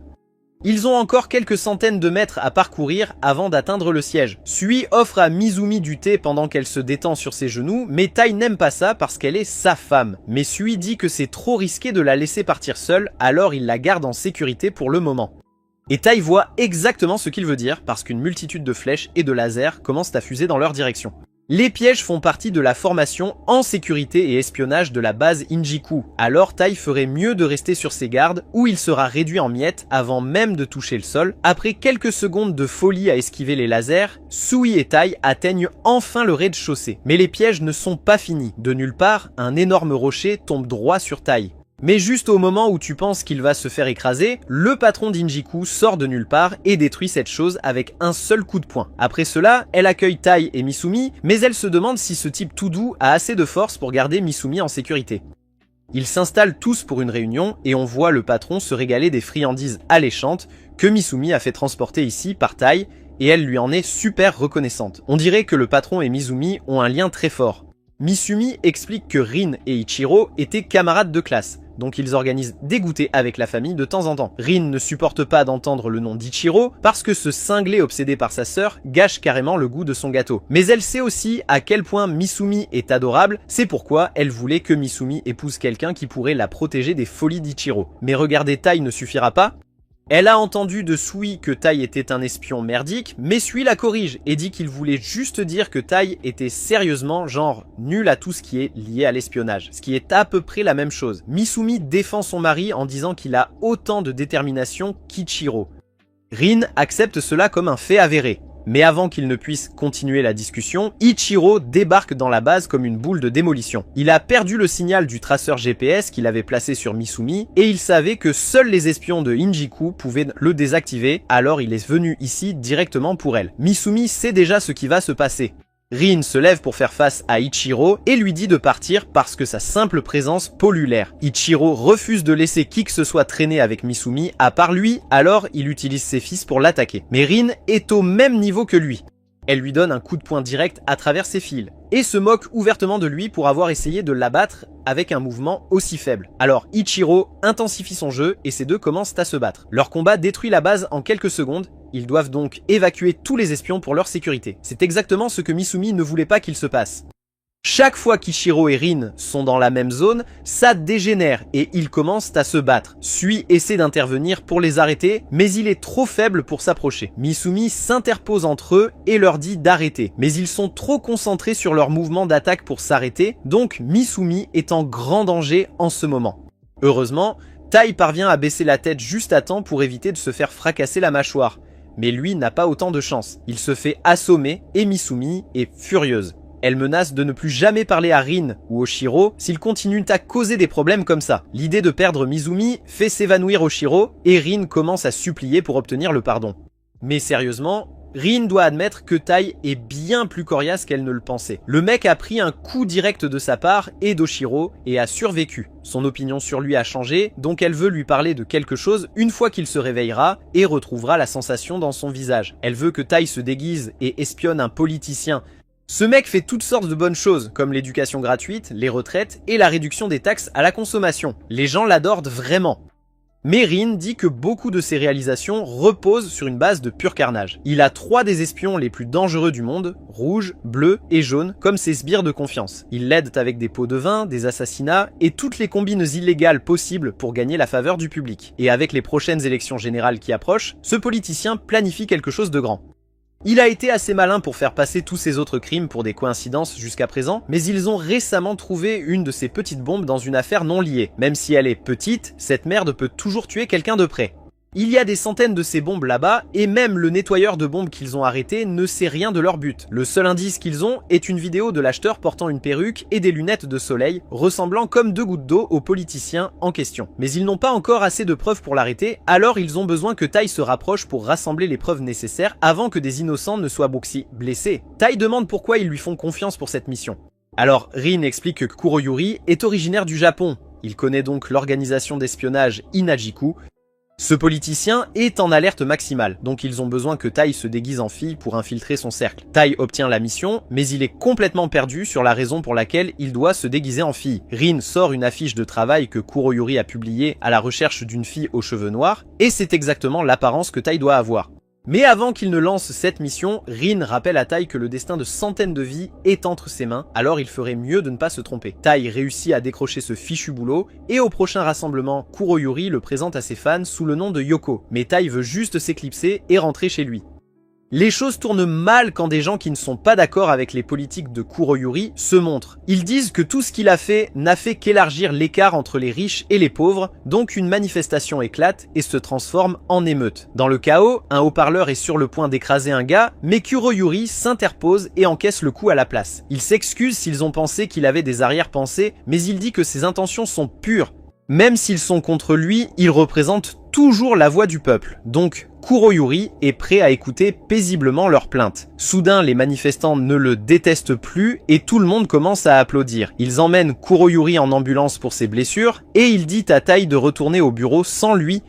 Mais il s'avère qu'il n'est pas du tout blessé. Toute cette histoire faisait partie de son plan pour que le public l'adore encore plus, et ça a marché à merveille. Même ses blessures étaient totalement fausses. Il commence à faire l'éloge de ses espions corrompus et demande à voir sa nouvelle cote de popularité. Et sans surprise, elles sont hors des chars. Mais pendant qu'il célèbre, nous voyons Tai caché à proximité tout le temps. Maintenant, il sait avec certitude que Kuroyuri est aussi diabolique qu'il vienne. Et il n'y a aucun moyen qu'il le laisse s'en sortir. Mais autant que Tai essaie, trouver des preuves de leur crime est presque impossible. Juste au moment où Tai consulte ses documents, Kuroyuri et les triplés apparaissent derrière lui. Il lui demande ce qu'il fabrique là-bas, alors il sort une excuse bidon à propos d'essayer d'organiser les choses. En réalité, tout ce qu'il pouvait faire était d'organiser parce que peu importe à quel point il cherchait, il ne pouvait rien trouver concernant leurs crimes. Ils ont carrément commis des crimes juste devant lui et il ne pouvait pas trouver le moindre indice, même avec la menace de bombe toujours présente. T est vraiment confus, il regarde ses chats toute la journée et ne les a pas vus commencer à rire de façon maléfique ou rien pour toutes les conneries douteuses qu'ils font. Tout ce qu'ils font c'est danser et franchement, ils sont nuls à ça. Mais attends, quand Tai regarde de plus près, il comprend le truc. Les mouvements nuls ne sont pas seulement parce qu'ils ne savent pas du tout danser. Il l'utilise comme un code pour se parler. Une fois qu'il déchiffre ce code, il comprend qu'il parle de renverser un groupe rival. Le lendemain, alors que beaucoup de gens importants sont rassemblés dans un auditorium, il prévoit de poser les bombes parce qu'il n'a pas pu utiliser ses trucs sales habituels sur ces imbéciles. Ils sont tous réunis au même endroit, alors il va tous les éliminer en posant les bombes sous la scène. Il ne perd pas de temps, il appuie sur ce bouton pour les déclencher. Mais mince, l'explosion se produit dehors dans la foutue fontaine, pas là où c'était censé. T est soulagé que personne n'ait été blessé, car il n'a pas eu assez de temps pour désamorcer les bombes. Il les a juste balancées dans la fontaine pour minimiser les dégâts. Il pense avoir arrêté les plans de Kuroyuri, mais ce petit malin a déjà compris que son assistant doit être un espion. Personne ne devrait savoir pour les bombes. Alors Kuroyuri braque son arme sur Tai, lui faisant savoir qu'il a des bombes de secours au cas où ça tournerait mal. Ensuite, il tire sur Tai à la tête et déclenche les bombes secondaires. Ils explosent comme prévu, mais d'une manière ou d'une autre, toutes les personnes que Kuroyuri voulait mortes sont toujours en vie. Il s'avère que Tai les a tous enrobés d'une fumée anti-choc avant qu'ils ne puissent être blessés. Tout cela était l'œuvre de Tai. Le gars a réussi à rester en vie parce qu'il a échangé les balles de Kuroyuri avec des fausses. Mais il est toujours en infériorité numérique, 4 contre 1. Kuroyuri pense qu'il a la situation en main tant qu'il a ses triplés avec lui, mais Tai n'était pas seul dès le début. Sui passe en trombe, dépassant tout le monde et tranchant leurs armes en morceaux. Une fois qu'il devient évident qu'ils vont perdre, les triplés quittent Kuroyuri avant qu'il ne réalise ce qui se passe. Le mec est furieux parce qu'il les a payés une somme folle pour qu'ils le protègent. Il essaie toujours de se battre, mais en tant que scélérat ordinaire, il ne fait pas le poids face à Sui. Maintenant que tout est réglé, Inajiku arrive pour s'occuper de la scène de crime. Sui demande à Tai d'escorter Kuroyuri au quartier général de Hinajiku afin qu'il puisse le remettre à Rin. Tai n'est toujours pas à l'aise d'être autour de Kuroyuri parce que ce type est vraiment bizarre. Mais ensuite, ce fou commence à parler de combien il est impressionné que Tai ait surmonté le traumatisme de la perte de sa famille dans cet accident et se soit prouvé comme membre de la famille Yakuza. Mais c'est foutu, parce qu'il pense toujours que cette merde était un accident. Cela attire l'attention de Tai. Kuroyuri continue en disant qu'il sait tout sur la façon dont toute la famille de Tai a craché leur voiture d'une falaise et Tai était le seul à s'en sortir vivant. Certains pourraient appeler ça un miracle, mais parfois les miracles ne sont rien d'autre que le travail de l'homme.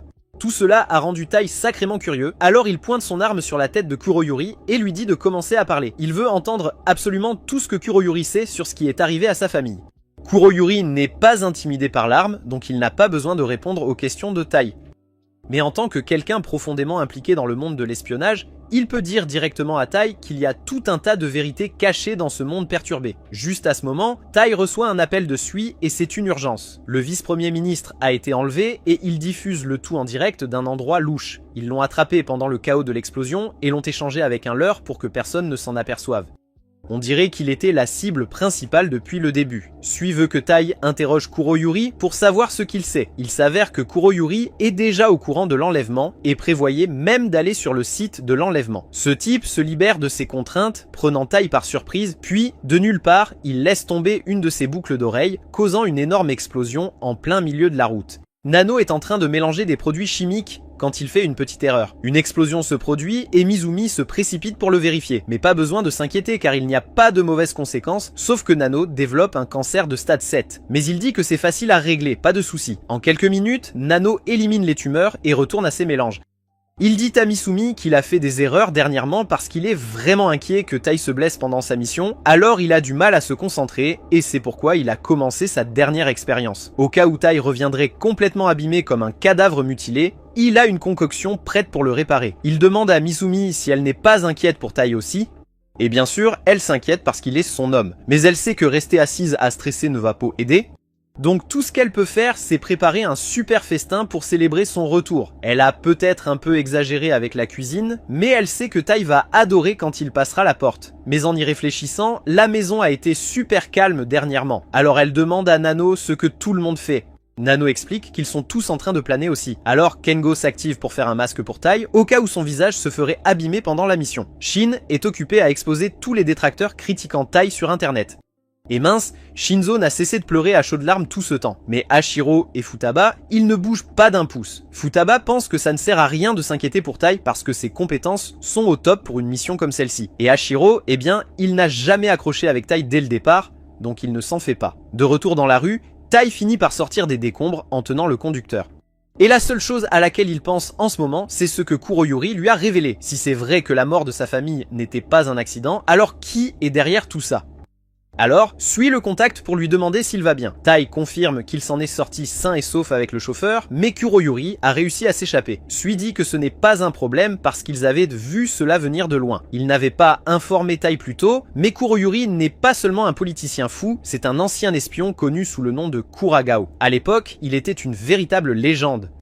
L'histoire officielle, c'est qu'il est mort il y a 6 ans. Mais comme Tao l'a découvert, il est toujours vivant et en pleine forme, sous le nouveau nom de Kuroyuri. Ils ont misé discrètement sur la sécurité pendant le transport, n'envoyant que Tai pour que Kuroyuri puisse s'éclipser et qu'il puisse découvrir quel est son véritable jeu. Et maintenant qu'ils savent qu'il se dirige là où ils retiennent en otage le vice-premier ministre, ils devraient pouvoir le suivre avec le GPS qu'ils ont planté. Il ne reste plus rien à faire pour Tai, alors Sui lui dit qu'il est libre de retourner au siège.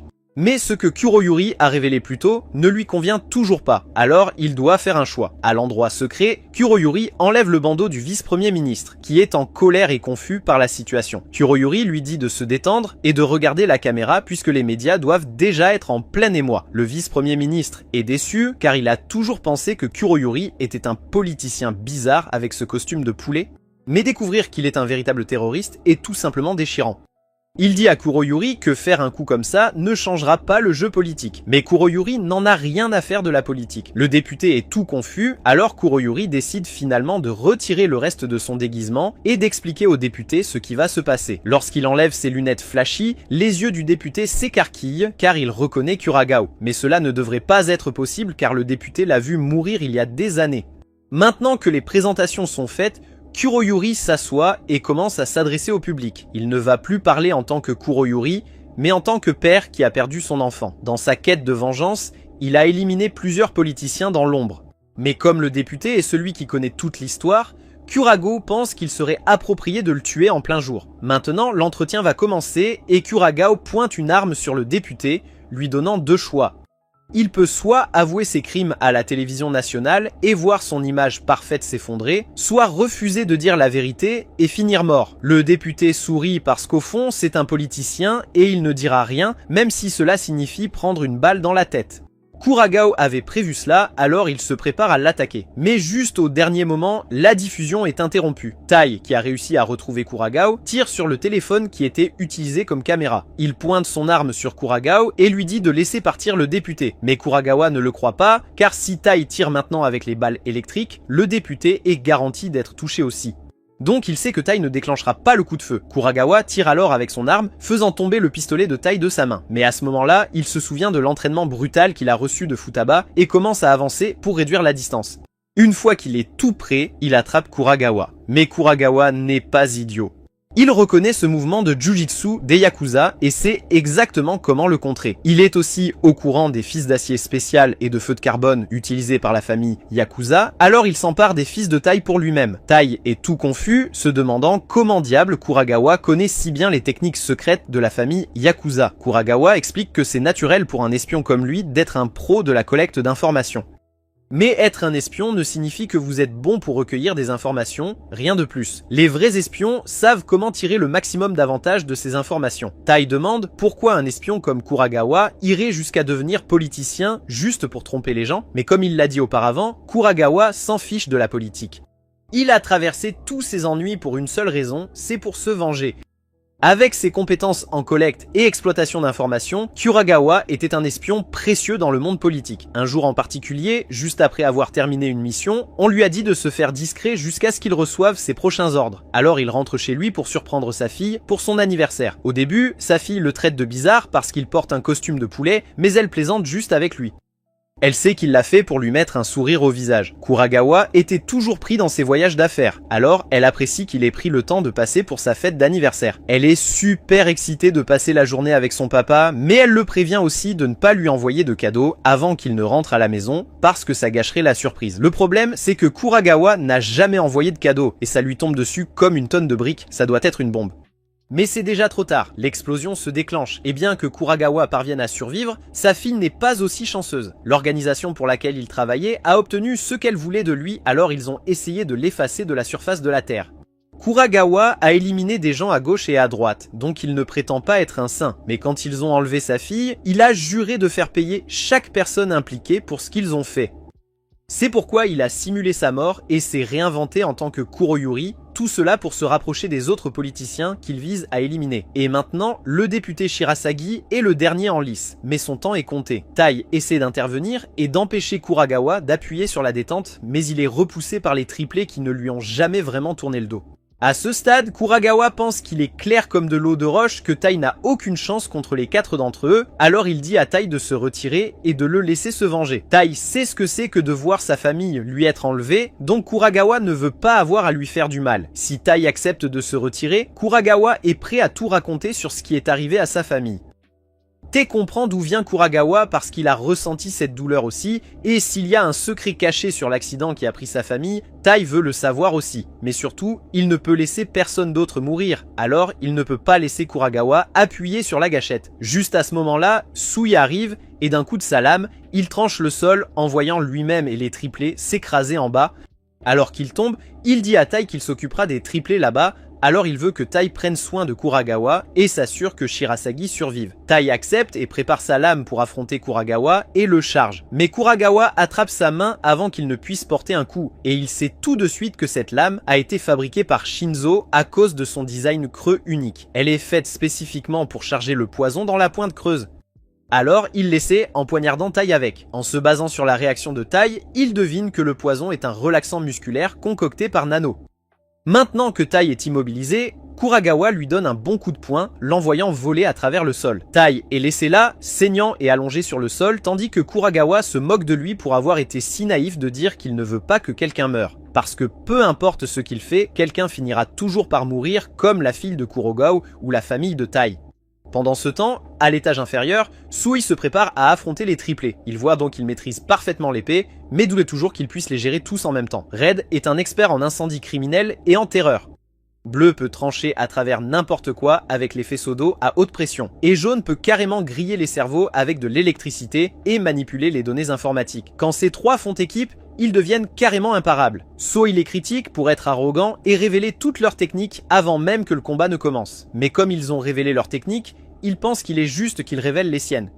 Il leur fait savoir que la technique de base du Inijiku s'appelle marcher sur les fleurs. Il s'agit de se déplacer léger et absorbant en dépit du silence et de la résistance. Cela vous permet de vous déplacer très rapidement et presque sans être détecté. C'est une technique de base que n'importe qui peut apprendre, mais elle peut aussi être appliquée aux compétences à l'épée. Il est sûr qu'il peut les gérer tous les trois à la fois. Les triplés se préparent et combinent leur technique en une attaque massive dirigée droit sur Sui. Alors que cette énorme boule vole vers lui, Sui prépare son épée pour contrer et réussit une parade parfaite, abattant les trois jumeaux à la fois. Avec son travail terminé, il a hâte de revenir à Tai dès que possible parce qu'il sait que Tai ne tiendra pas longtemps contre Kurogao. Mais ensuite, il ressent une présence terrifiante qui approche derrière lui, il se retourne et brandit son épée, mais il n'y a rien là. Maintenant, il se demande ce qui vient de se passer. De retour avec Tai, Kurogao lui demande s'il ressent le désespoir profond qui accompagne la perte de sa famille. T connaît trop bien cette douleur, mais il sait aussi que malgré toutes ses souffrances, il avait quelqu'un sur qui compter. Il a maintenant une nouvelle famille, donc il est prêt à passer à autre chose. Il fonce droit sur Kuragao, et dans sa tête, Kuragao pense à quel point les efforts de Tai sont inutiles, car il a déjà mémorisé toutes les techniques de famille Yakuza que Tai pourrait utiliser. Mais il n'est pas prêt pour ce qui se passe ensuite. Alors que Tai court vers lui, il sort la technique de marche Inijiku. Et avec ça, il disparaît carrément de la vue de Kuragao, réapparaissant juste derrière lui à la place. Avant que cette mission ne commence, Ichiro avait dit à Tai qu'un pro aurait fait ses devoirs sur lui, donc aucune des techniques que Tai a apprises ne fonctionnerait sur eux. Mais parfois, être trop connaisseur peut gâcher votre capacité d'adaptation. Donc, même si ce n'est pas une copie parfaite, la technique de marche déstabilise Kuragao. Même s'il connaît chaque mouvement que Tai va faire et comment il va les faire, il n'a plus le temps de trouver des contre-mesures et cela conduit à sa défaite totale. Kuragao admet que Tai l'a battu à la régulière et il n'a aucun regret car il a toujours su que ça finirait comme ça pour lui. Il a abandonné tout, sauf la vengeance, il y a très longtemps. Mais Tai a choisi de continuer à se battre à travers toutes les épreuves. Par respect pour sa résilience, Kuragao lui remet une note avec des infos sur la personne qui a tué la famille de Tai. Mais juste après cela, Kuragao se fait tirer dans la gorge. Il meurt peu après et Tai n'arrive pas à croire ce qui vient de se passer. Mais quand Sui revient, il dit que Kuragao a dû être assassiné pour le faire taire à propos d'un gros secret. Tai ressent un profond regret car au final, il n'a pas pu garder tout le monde en vie. Sur cette note que Kuragao lui a donnée, Tai découvre que Kuragao a enterré sa fille dans un arbre. Il savait qu'il n'aurait pas la chance de le faire lui-même, alors il a demandé à Tai de mettre des fleurs sur sa tombe. Et à l'intérieur du nœud de l'arbre, il y a une boîte contenant l'indice que Tai cherche depuis longtemps. À la fin de la journée, Tai rentre chez lui et reçoit un accueil chaleureux de sa famille. Donc, même avec toutes les merdes qui se sont passées, il peut au moins sourire, en sachant qu'il a des gens aussi géniaux autour de lui. Quelques jours plus tard, Rin appelle à la fois Tai et Musumi à son quartier général, et ils se détendent ensemble pendant que Rin félicite Tai pour avoir accompli sa mission comme un chef. Elle leur dit qu'aujourd'hui, ils célèbrent avec une fondue chinoise. Ils se rassemblent tous autour de la table et Rin met une quantité ridicule de riz dans le bol de Tai, prétendant qu'elle va tout préparer pour le pot-au-feu. Tai demande à Sui de quoi elle parle et Sui répond que chaque fois que Rin organise un pot-au-feu, elle se donne à fond, capture et chasse tous les animaux elle-même, puis les apporte ici pour festoyer. Elle s'approche de ce tas énorme de monstres crevés, plus grands qu'elle, et elle réfléchit à quelle viande utiliser en premier. Sui s'avance et propose de le découper pour elle, alors Rin lui donne le feu vert. Il s'approche tout calmement, sort son épée et d'un coup de maître, il tranche chaque animal, les rendant parfaits pour le pot-au-feu. Toute la pièce sent incroyablement bon, alors Tai attrape un bol et commence à servir de la soupe, de la viande et des légumes, et il le tend à Mizumi comme un véritable gentleman. Misumi adore ça et le remercie du fond du cœur en prenant le bol, mais avant même qu'elle puisse prendre une bouchée, Ichiro enfonce une quantité de légumes dans la bouche de Tai, étouffant le pauvre gars alors qu'il est allongé par terre, lui disant de ne jamais essayer de portionner la nourriture pour sa sœur à nouveau. Cet honneur est pour lui et lui seul. Ichiro prend rapidement son propre bol de nourriture et dit à Misumi qu'il n'a mis que ses choses préférées. Mais ensuite, Rin remet cet idiot amoureux de sa sœur à sa place en poussant sa tête directement dans le bol, lui disant de reculer et d'arrêter d'agir comme un jaloux insupportable. Ichiro se met en colère et c'est parti, c'est l'heure de la bataille de nourriture. Ils commencent à se lancer de la nourriture comme des fous, tandis que tout le monde s'éloigne pour ne pas être touché. Oga a vraiment très faim et ne peut pas voir toute cette nourriture se perdre, alors il essaie de récupérer un bol avant qu'il ne se renverse partout, mais il reçoit une galette de poisson en plein visage et s'évanouit dans les bras de Tai. Pendant que ça se passe, Sui reste calme, esquivant tous les légumes qui volent autour et attrapant tous les morceaux de viande comme un pro. Il dit à Tai qu'éviter des trucs qui ne sont même pas dirigés vers eux est super facile. Il prend quelques bols et utilise sa technique de marche spéciale pour les remplir de bouffe, puis les remet à Misumi. Elle en donne un à Tai, impressionnée comme jamais, et garde l'autre pour elle-même. Sui avertit Tai d'être prudent avec la technique de marche, car cela pèse sur leurs os et peut les endommager de façon permanente. Avant même que Tai puisse réagir, un morceau de viande chaude le frappe au visage, et il commence à crier. Pendant ce temps, Sui choisit tranquillement ce qu'il veut manger, l'attrapant à la volée. Au bout d'un moment, ils mangent tous et remplissent leur ventre. Oga et Rin s'endorment par terre et Sui se met à nettoyer. Pendant ce temps, Tai est assis derrière une étagère, regardant ce petit cube, se demandant s'il trouvera vraiment la vérité sur la mort de sa famille à l'intérieur, comme Kurogawa l'a prétendu. De nulle part, Misumi le surprend et se pose à côté de lui, demandant si le cube contient des infos sur sa famille, et il dit que oui. Alors, elle lui demande pourquoi il a l'air si stressé, et il lui dit que même s'il a immédiatement agi pour protéger le premier ministre de Kuragawa, il y avait un moment où il a pensé que s'il trouvait la personne qui a tué sa famille, il voudrait peut-être faire la même chose et faire de cela sa mission de vie de les éliminer. Cela ferait de lui quelqu'un comme Kuragawa, alors de quel droit peut-il le juger ? Il a peur que découvrir ce secret puisse changer qui il est. Mais sans dire un mot, Misumi dépose un baiser sur sa joue, le prenant complètement par surprise. Il la regarde tout étonné et demande pourquoi elle a fait ça. Elle sourit et dit qu'elle voulait juste lui offrir un peu de réconfort. Puis, il réalise que le cube s'est effectivement ouvert et une bille en est sortie. Tai attrape la bille, se demandant ce que c'est. Puis Ichiro débarque et prétend carrément que cette bille est un appareil spécial rempli d'informations optiques. Mais quand Tai le vérifie, il se rend compte qu'Ichiro a dû surprendre Misumi en train de l'embrasser, parce que du sang jaillit carrément des yeux d'Ichiro comme une foutue fontaine. Le mec est sur le point de transformer Tai en vapeur, mais heureusement, les étoiles font que Rin intervient, le saisit par derrière et dit à Tai de filer. Plus tard dans la journée, Tai et Misumi rentrent chez eux et Tai se sent complètement épuisé, son corps le pèse comme une tonne de briques. Soudain, il réalise que quelqu'un est littéralement assis sur sa tête et c'est nul autre que l'assassin Ayaka. Elle se tient là dans sa tenue de femme de chambre alors que Tai lui demande ce qu'elle fait là. Ayaka affirme que Misumi lui a demandé de rester ici et Misumi est tout à fait d'accord, disant qu'elle va être leur femme de ménage, s'occupant de toutes les tâches quotidiennes. Ayaka commence à se vanter autour de Tai, affirmant qu'elle connaît tout ce qui s'est passé et qu'elle est même au courant du disque optique qu'il a obtenu. Tai lui demande comment elle le sait, mais elle prétend être une espionne et savoir tout avant de le prendre dans sa poche. Tai essaie de le reprendre, mais elle entre ensuite, les yeux tout endormis, et prend la bille de la main d'Ayaka. Elle l'examine et dit qu'elle est non seulement très ancienne, mais aussi un peu abîmée. Elle dit à Tai qu'il va falloir un certain temps pour en extraire les données. Pendant ce temps, Misumi appelle Ayaka pour lui apprendre à faire un thé vraiment génial. Tai demande si c'est une bonne idée d'avoir un espion assassin dans leur maison. Mais Ayaka dit que ça va parce que la prime de Tai a énormément augmenté après sa dernière mission, et il devient super célèbre dans le monde souterrain. Cela signifie qu'il va y avoir beaucoup de tentatives d'assassinat et qu'il doit être prêt. Pour le garder affûté, Ayaka va essayer de l'éliminer chaque jour pendant qu'il esquive ses attaques. Elle commence à lui lancer des fourchettes de tous les côtés, tandis que Tai réfléchit à la vie qu'il va mener désormais. Plus tard dans la nuit, il est tellement épuisé par l'entraînement qu'il ne peut même pas bouger. Le mec s'assoit sur la table et Misumi propose de lui préparer du thé. Il apprécie l'offre mais dit qu'il doit d'abord prendre une douche. Il se dirige vers la salle de bain pour une douche rafraîchissante, mais ensuite Ayaka surgit de nulle part, le surprend et commence à prendre des photos de lui, disant que les espions doivent rester vigilants même quand ils sont vulnérables. Elle continue de cliquer jusqu'à ce qu'elle attrape une bouteille et asperge un truc acide qui brûle carrément les murs. Tai essaie de s'échapper en esquivant lorsque tout à coup, le système de défense de la maison s'active, électrocutant sévèrement Ayaka dans la baignoire. Personne ne l'avait vu venir. Elle avertit Tae de rester en arrière car cela le choquera aussi. Tae essaie de trouver comment la sauver. Puis, il casse le mur et trouve la prise principale. Sans même réfléchir, il saute dans la baignoire, attrape Ayaka et saisit l'alimentation avec son autre bras. Ayaka lui dit de la laisser tranquille, mais il continue d'essayer, réussissant à court-circuiter l'alimentation électrique et provoquant une sacrée explosion. Après tout ça, il se retrouve debout sur Ayaka par terre. Malheureusement, Ichiro entre et le surprend dans cette situation folle. Le gars attrape un ancien dispositif de torture car selon lui, aucun homme ne devrait même regarder une autre femme s'il est marié à Mizumi. Tae est comme « j'en ai marre ». Et il file tandis qu'Ichiro et Ayaka le poursuivent à poil à travers toute la maison. Quelques jours passent et Tae reprend ses missions habituelles. Un jour, il oublie son téléphone, mais quand Misumi essaie de le lui donner, elle voit une personne nommée Kaoryu l'appeler.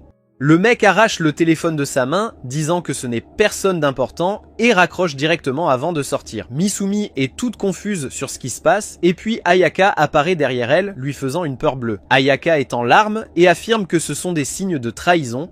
Tae part tôt, revient tard, éteint parfois sa localisation pour que personne ne puisse le suivre, reçoit des appels d'inconnus, et l'évite carrément quand elle essaie de le suivre. Elle est toute convaincue qu'il la trompe, mais Misumi a confiance en lui et dit à Ayaka de ne pas s'inquiéter. Le lendemain, Misumi sort Goliath pour une promenade avec Tae et lui dit à quel point elle est excitée de se détendre et de passer du bon temps ensemble puisqu'il a été super occupé ces derniers temps. Tae sourit et commence à poser des questions sur la race de Goliath. Misumi dit que ce n'est pas un chien ordinaire. Cela fait des siècles que Goliath est avec la famille Yakuza et il était le chien de garde de son arrière-arrière-grand-mère. Elle affirme qu'il est un mélange spécial d'un loup mystique et d'un chien ordinaire, ce qui explique pourquoi il peut changer de forme. Juste à ce moment-là, Goliath change carrément de forme, se transformant en une forme plus semblable à celle d'un loup et grandissant en taille. Mizumi saute sur son dos, disant qu'il est super fort, et demande si Tai veut monter aussi. Mais Goliath n'est pas d'accord et éjecte Tai avec sa queue. Alors Mizumi finit par lui confier la laisse à la place. Dès qu'il la prend, Goliath commence à bouger comme une fusée, courant à des vitesses folles et traversant même l'eau. Quand ils ont fini, Tai est trempé, allongé par terre dans un parc. Soudain, deux enfants arrivent pour voir Goliath, et Misumi va leur parler. Mais tout à coup, Goliath sent quelque chose de louche et une explosion retentit. Heureusement, Mizumi sauve les enfants, tandis que Goliath la protège. Mais ensuite, il réalise que Tai a essayé de les sauver aussi et a pris l'explosion de plein fouet. Cela énerve Misumi, et elle dit à Goliath de renifler le coupable. Goliath s'en charge, et il renifle le détonateur et trace un itinéraire à travers la ville pour trouver d'où il vient. Il s'avère que c'est un loser qui fait des blagues nulles depuis le sous-sol de sa mère, essayant de se débarrasser de Mizumi. Le mec est assis là, fixant son ordinateur, choqué de voir qu'elle est encore en vie. Mais ensuite, Goliath défonce sa porte, entre en trombe et l'élimine en un instant. Plus tard dans la nuit, Tai reçoit un appel et il le cache carrément, agissant de façon louche et disant qu'il doit rentrer chez lui. Misumi ne le presse pas de questions et dit à Goliath de les ramener. Mais à leur surprise, cette fois Goliath laisse vraiment Tai monter sur son dos alors qu'ils rentrent chez eux. Quand ils reviennent, Ayaka attaque directement Tai, l'accusant de tricherie. Et puis Ichiro intervient pour le torturer aussi. Mais avant qu'il ne puisse faire de dégâts, deux personnes entrent, prétendant être des espions du gouvernement, et disent qu'il y a eu un gros malentendu. Il s'avère que le nom du vieil homme est Kaoru. Kaoru sort ses feuilles de thé noir sucré spécial que Tai essayait d'obtenir. Il explique que Tai essayait juste de se procurer les feuilles de thé préférées d'Ichiro, qui sont super difficiles à trouver. Tai est allé dans toutes sortes de missions pour obtenir les ingrédients, mais il voulait garder ça discret. Ichiro n'arrive pas à croire que Tai, le mec avec qui il a eu tant de conflits, ferait quelque chose comme ça pour lui. Il est presque en train de s'étouffer de honte. Plus tard dans la soirée, ils s'assoient tous pour profiter d'un thé génial tout en discutant des plans futurs pour la famille Yakuza. Quelques jours plus tard, Futaba fait subir à Tai un entraînement fou pour ses réflexes. Elle sort un foutu canon de Gatling, tirant des balles de baseball sur elle, et le pauvre gars a du mal à toutes les esquiver en essayant de courir comme un fou. Après cette séance épuisante, il rentre enfin chez lui. Quand il arrive, il trouve Misumi en train de regarder un vieux livre d'images. La photo montre tout le monde ayant l'air super jeune. Et Mizumi, tout fier, le montre à Futaba et Tai. Tai demande à quelle occasion ils ont pris cette photo, et Misumi lui dit que c'était pour célébrer l'obtention par Nano de son examen de licence de espion. Futaba confirme en disant que c'est leur tradition familiale de prendre une photo de famille quand quelqu'un obtient sa licence. Maintenant, Tai est curieux à propos de cette histoire de licence d'espion et les filles le regardent comme s'il avait perdu la tête. Alors Futaba boit une gorgée de thé et lui explique qu'une licence d'espion est comme une carte de membre de l'association des espions. Cette association a été formée il y a longtemps, au XXe siècle, par un groupe d'espions qui veillaient les uns sur les autres. Ils organisent des examens chaque année et ceux qui réussissent obtiennent la licence d'espion. Futaba montre son permis doré, le plus haut niveau que l'on peut obtenir. Elle dit à Tai qu'une fois que tu as ce permis, tu peux obtenir des informations et des références d'emploi de l'association, ainsi que d'autres avantages. Tout le monde commence au niveau bronze, mais en passant des examens d'avancement, vous pouvez monter de niveau. En montant de niveau, les missions que vous obtenez deviennent plus difficiles, mais les récompenses s'améliorent aussi. Tai pense qu'il veut passer l'examen de licence aussi, et Futaba dit qu'il devrait y aller. Juste à ce moment, Ichiro apparaît et il entend la conversation. Il dit à Tai que tout va bien, qu'il est impatient de participer à l'examen. Mais il lui rappelle aussi que tout le monde dans la famille l'a réussi du premier coup. Il avertit Tai que s'il ne réussit pas cette épreuve du premier coup, les choses vont vraiment mal tourner. Alors il commence à le poursuivre, mettant la pression. Mais ensuite, ils entendent Tayaka crier à plein poumon et ils la trouvent en train de pleurer et de s'excuser auprès de Shen dans sa chambre. Tout le monde demande ce qui s'est passé et Shen dit que ce n'est pas grave. Ayaka jouait avec des câbles pendant qu'elle travaillait sur un programme et cela a causé un bug. Soudain, l'écran géant devant elle s'allume et une scène d'horreur flippante d'un film commence à se dérouler. Tai flippe complètement quand il voit cette scène d'horreur apparaître à l'écran. Le mec se demande quel genre de bug pourrait mener à ce bordel. Mais attendez, juste une seconde plus tard, Misumi et Shen comprennent ce qui se passe. Futaba est terrifiée, figée comme une statue, et ses frères et sœurs ne font que soupirer en l'aidant. Elle tremble de tout son corps et s'emmitoufle dans une couverture, et Misumi révèle qu'elle a très peur des fantômes parce que ses pouvoirs ne fonctionnent pas sur eux. Shen commence à parler de la façon dont Futaba a autrefois détruit une maison hantée. Mizumi tapote la tête de sa sœur, disant qu'elle va retrouver son état normal après un peu de repos. Alors ils doivent la surveiller jusqu'à ce moment. Mais bon sang, c'est plus facile à dire qu'à faire parce que Futaba a peur de tout et de rien. Petit bruit, grimpant sur la fichue tête de Miss Yumi, tandis que le vent secouait les fenêtres. Shen en profite pour mentionner les prétendus phénomènes paranormaux qui se passent dans la maison ces derniers temps, parce que Goliath agit de manière étrange. Et cela effraie encore plus Futaba. Alors Mademoiselle Yumi doit intervenir avant que Futaba ne s'arrache tous ses foutus cheveux. Après cela, Futaba devient un vrai bébé collant, s'accrochant à Mademoiselle Yumi tout le temps et ayant besoin de ses frères et sœurs autour d'elle. Elle a même demandé à Shen de l'accompagner aux fichues toilettes. Alors qu'ils sont sur le point de regarder un programme d'horreur à la télévision, Shinso se met à danser et tire sur la télécommande pour changer ce truc. Kingo essaie de faire des blagues à Futaba, mais tout le monde le fait taire très rapidement. Après s'être occupé de Futaba toute la journée, Mademoiselle Yumi se met au lit avec elle et demande à Tai de monter la garde pour qu'elle puisse dormir paisiblement. Futaba tremble encore, alors Mademoiselle Yumi décide de lire son histoire préférée pour s'endormir. Cette histoire est une version moderne d'un célèbre conte folklorique japonais. Elle commence par une guerre intense entre des démons armés et des humains sans fin en vue.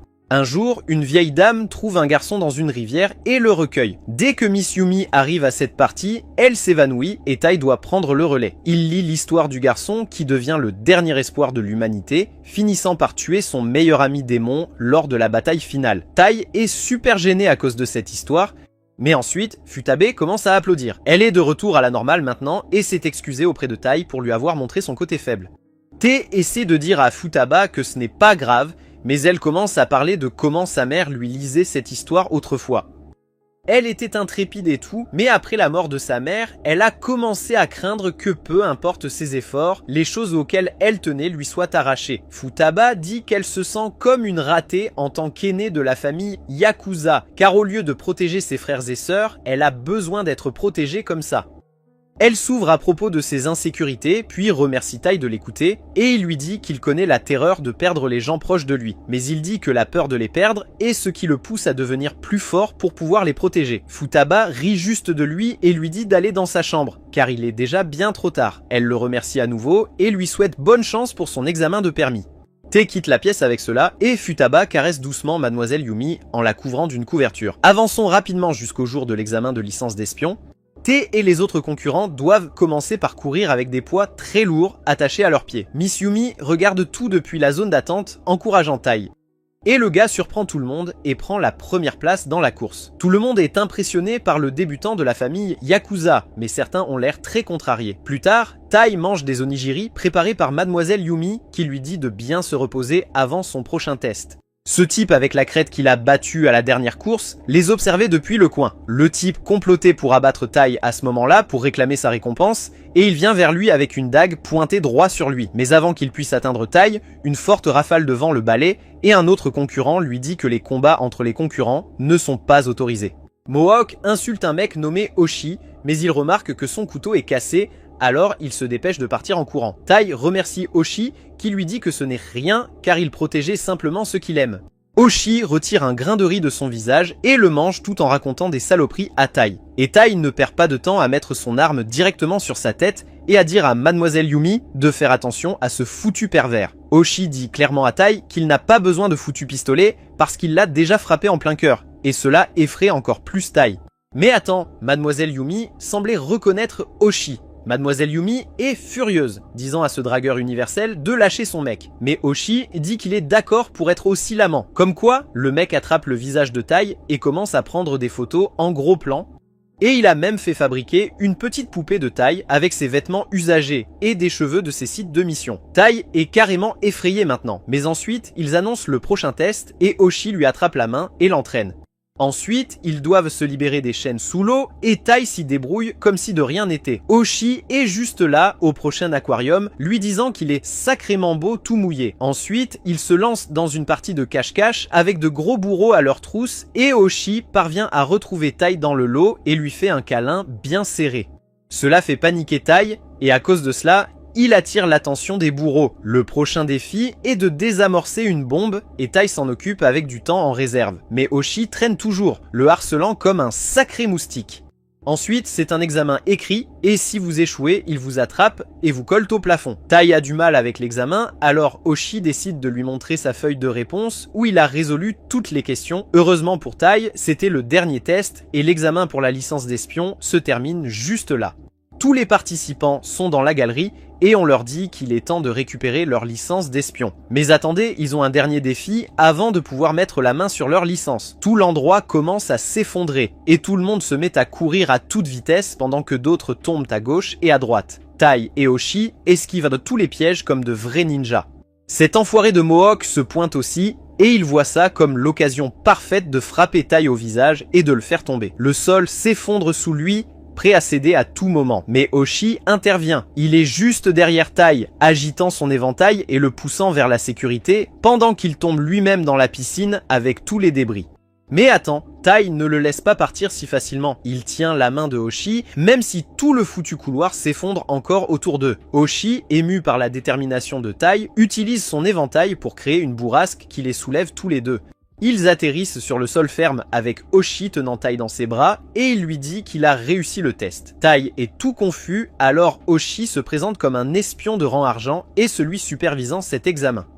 Il explique que bien que les tests consistaient à vérifier les compétences des participants, il y avait aussi un surveillant assigné à chacun pour juger leur caractère. Et nous voyons ce petit vieux gars arracher le permis de Mohawk et lui dire franchement qu'il a échoué, tandis que Oshi se pavane jusqu'à la plateforme et sort le permis de Tai. Il annonce que Tai a obtenu un personnage digne de respect et de confiance, et c'est pourquoi il a réussi le test. Tai est super content d'obtenir son permis, et il pense que Oshi devait plaisanter en disant qu'il avait le béguin pour lui. Mais Oshi nie carrément ça, disant qu'il a vraiment des sentiments pour lui, mais Tai préférerait juste sauter dans la piscine en bas. Plus tard dans la journée, il organise une grosse fête pour célébrer l'obtention par Tai de son permis d'espion.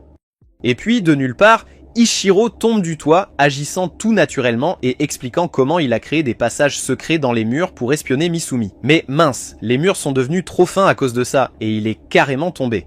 Cela amène Futaba à réaliser quelque chose, et elle grimpe directement sur Ichiro, le faisant faire tomber toutes sortes de choses de ses poches. Elle découvre que pendant qu'il espionnait Misumi, il utilisait également les murs creux pour lui faire peur auparavant.